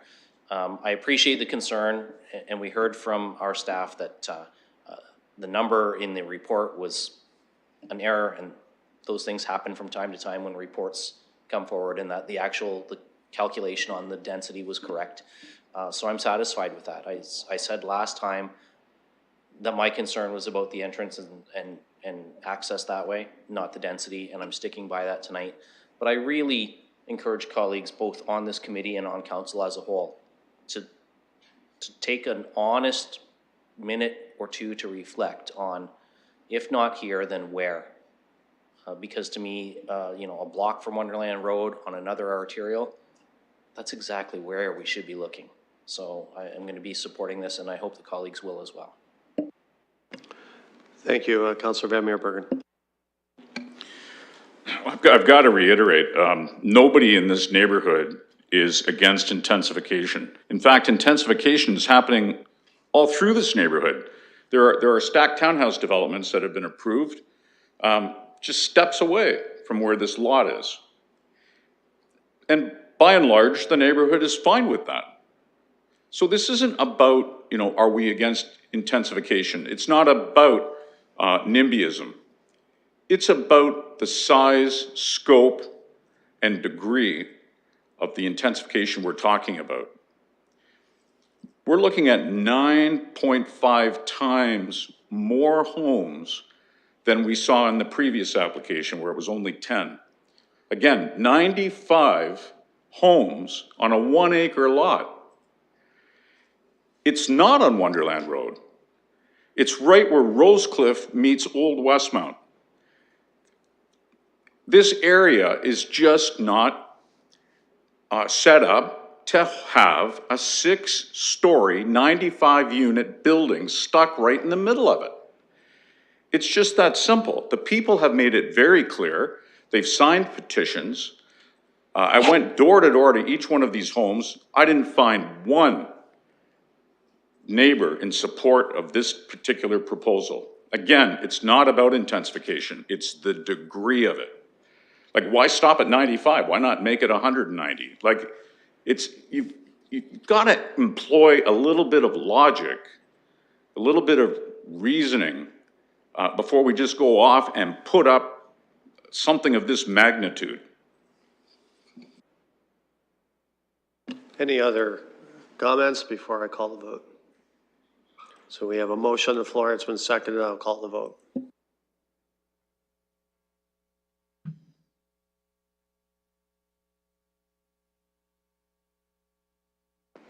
Closing the vote, the motion carries 4-1. Committee, in hindsight, I wish I had called a break earlier. I apologize for that. Things just, I was kind of hoping we would sail through, but we haven't. We have one item left. My understanding, there are two folks that would like to address the committee that we know of. So I'm in committee's hands. If we want to take a short break, we can and come back, or we can just keep on going. Councillor Hopkins? Yeah, if I can request like a 10-minute break, or Okay. just to pause. Just a hands up vote on that, if that's good. Okay, we'll take a 10-minute break. Let's get back here at 7:30. Thank you. Urban growth boundaries, all infill. Houses, 4 or 5 on those units, similar to what you're.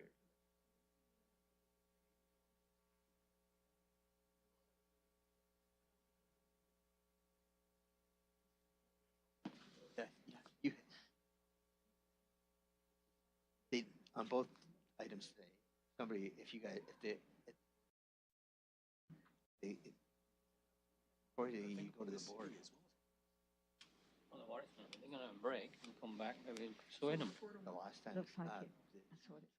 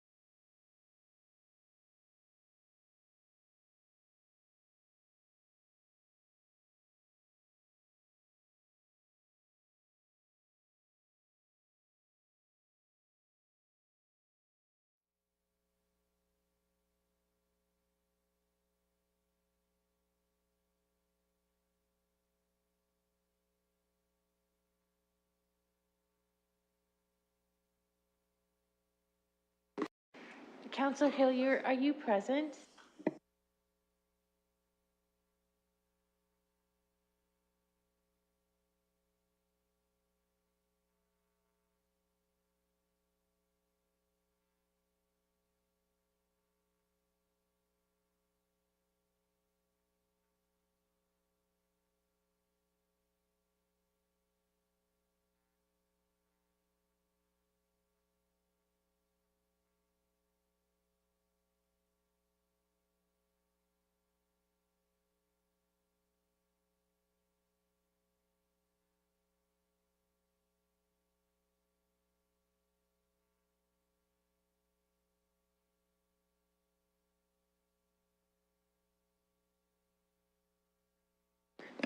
Okay, we're past 7:30. We're back. Call the committee back to order. We are in 3.6, a public participation meeting for 723 Lorne Avenue. We look for a motion to open the PPM. Councillor Frank, seconded by Councillor Hopkins. I'll call the vote.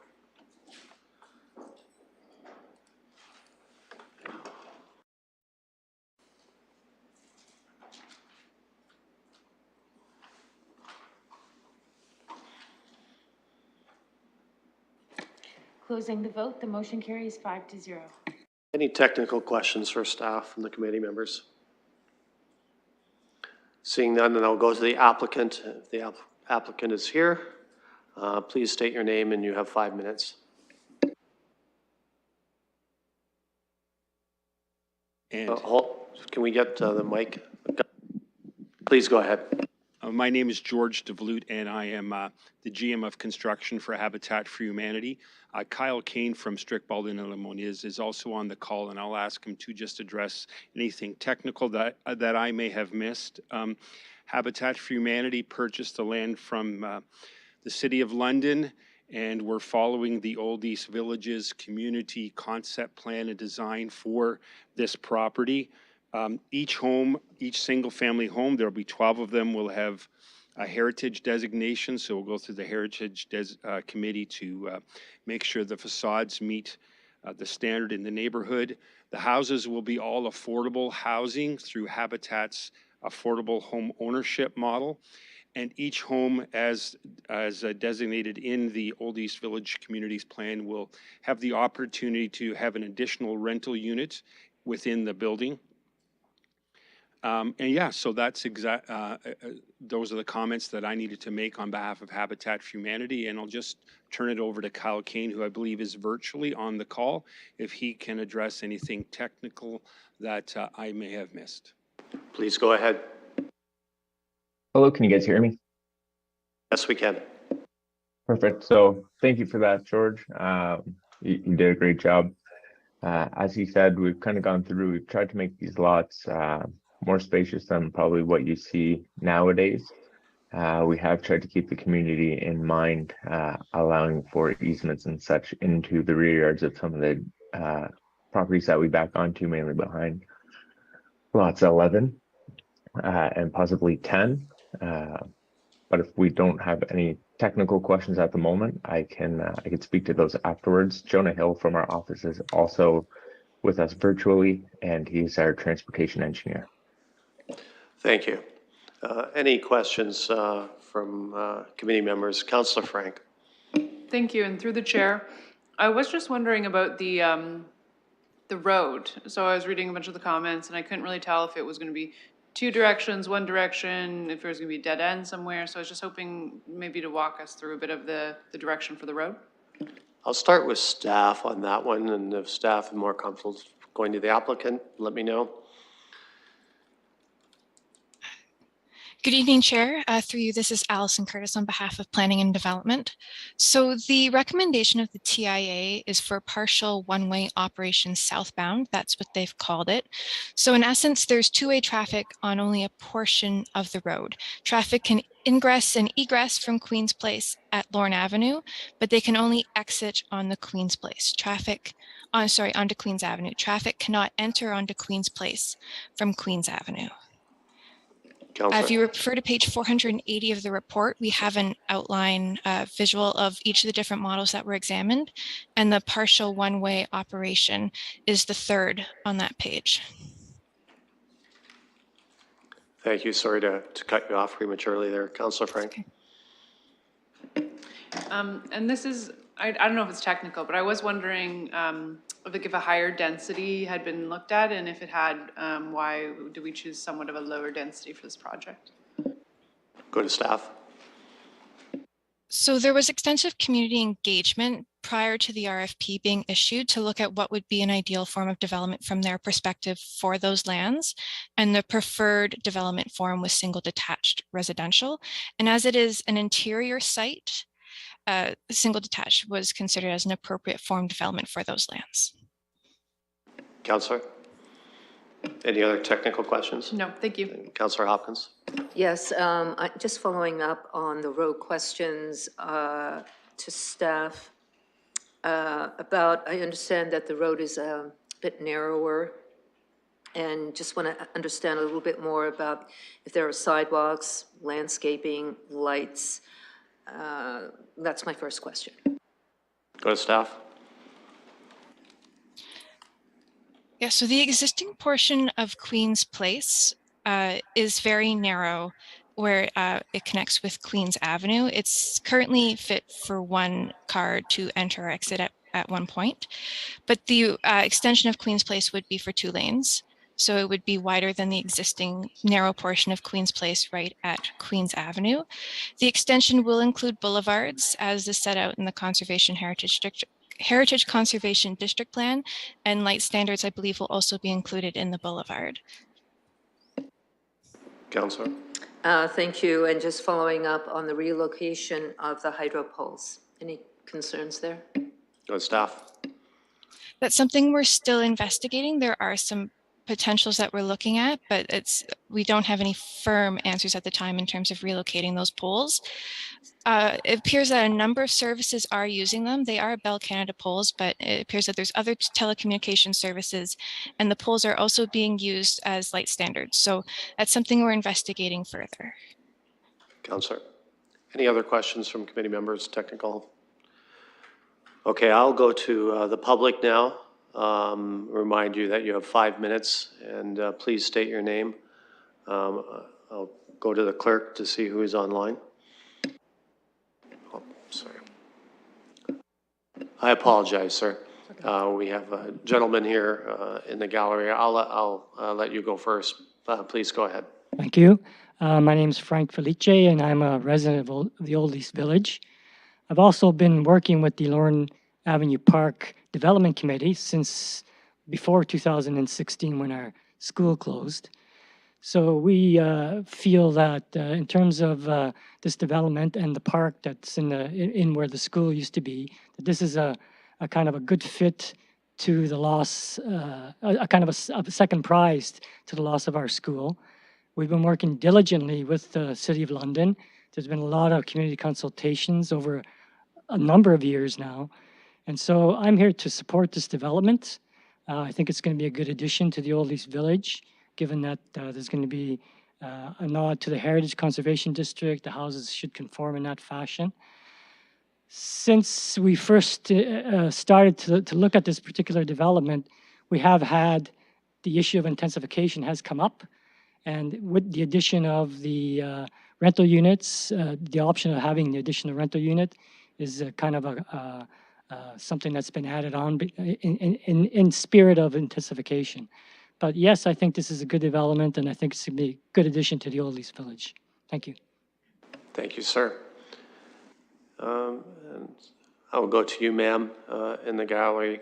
Please state your name. You have 5 minutes. Thank you. My name is Sarah Merritt. I'm also a resident of the Old East Village, and I'm a member of the Lorne Park Redevelopment Committee. I think what you're seeing tonight in terms of proposal for the housing development is a really wonderful example of how community and the municipality and the developer, but primarily to this point, community and municipality have worked together to hack out a plan that would work for the neighbourhood and also ensure that that we could have more affordable home ownership in our community. Originally, when the housing was being proposed, what is now being offered as rental units were originally being offered as garages. Those people who attended the community meetings, and we had with the park, design charrettes and housing meetings, we had about 5 meetings that were very, very well attended.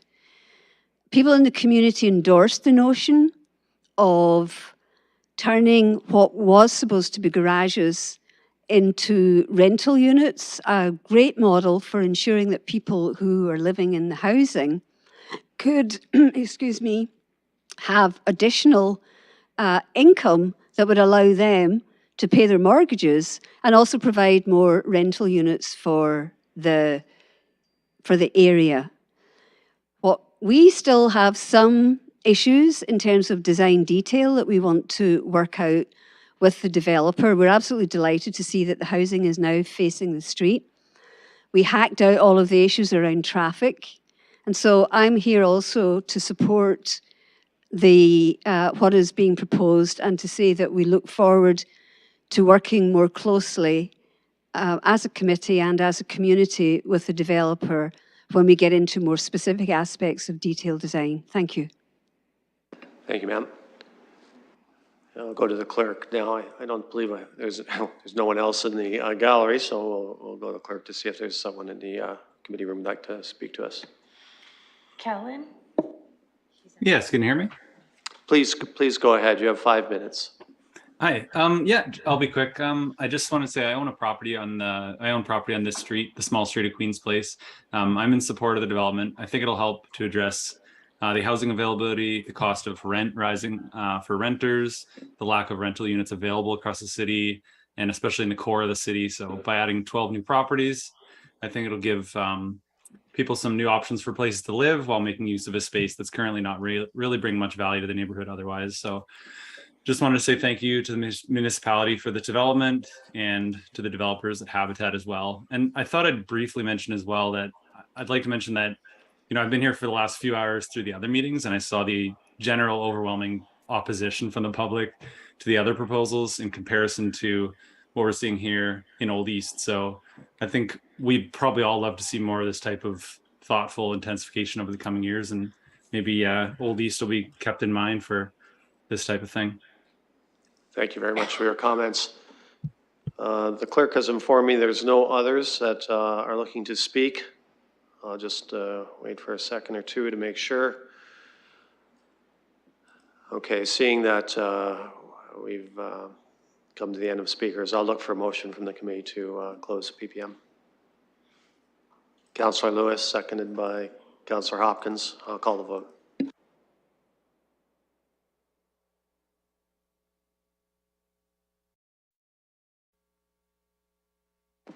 Closing the vote, the motion carries 5-0. I'll go to committee now for comments, questions, motions. Councillor Hopkins. Yes, I'd like to move the motion. Do I have a seconder? Councillor Frank and Councillor Hopkins, please go ahead. Yeah, this is a good news story. I really appreciate the work that's been done in the community. I still remember the beginning of the conversation 7-8 years ago about what we were going to do with Lorne Park School, and it's really kind of neat for me to be here to see what's been going on with the development in the area. And for me, the affordable housing, the rental units, I think this is really such a positive development in the core. And I really appreciate the fact that it's being true to the Old East Village Community Development Plan. I think that is also being very important. So thank you. Other comments or questions from the committee members? Seeing none, I'd like to comment if the committee will allow. This is echo Councillor Hopkins' sentiments here. Habitat for Humanity is a terrific organization. They bring a true sense of ownership in every sense of the word to those folks that not only own those homes, but participate in building future homes. I've had the opportunity to work on some projects with Habitat, and despite my terrible lack of carpentry skills, I was able to do some of the more mundane jobs that fit with my skill level, and I encourage folks to reach out to Habitat. There's nothing more rewarding than participating in that. And this is, I know the community probably weren't too pleased to see their school go, but I think, as was mentioned tonight by those that live there, it's a good consolation prize, I guess, second place prize. And I hope that it'll become a first place prize once that's done. So well done. And now we have a motion that's been moved and seconded, and I will call the vote.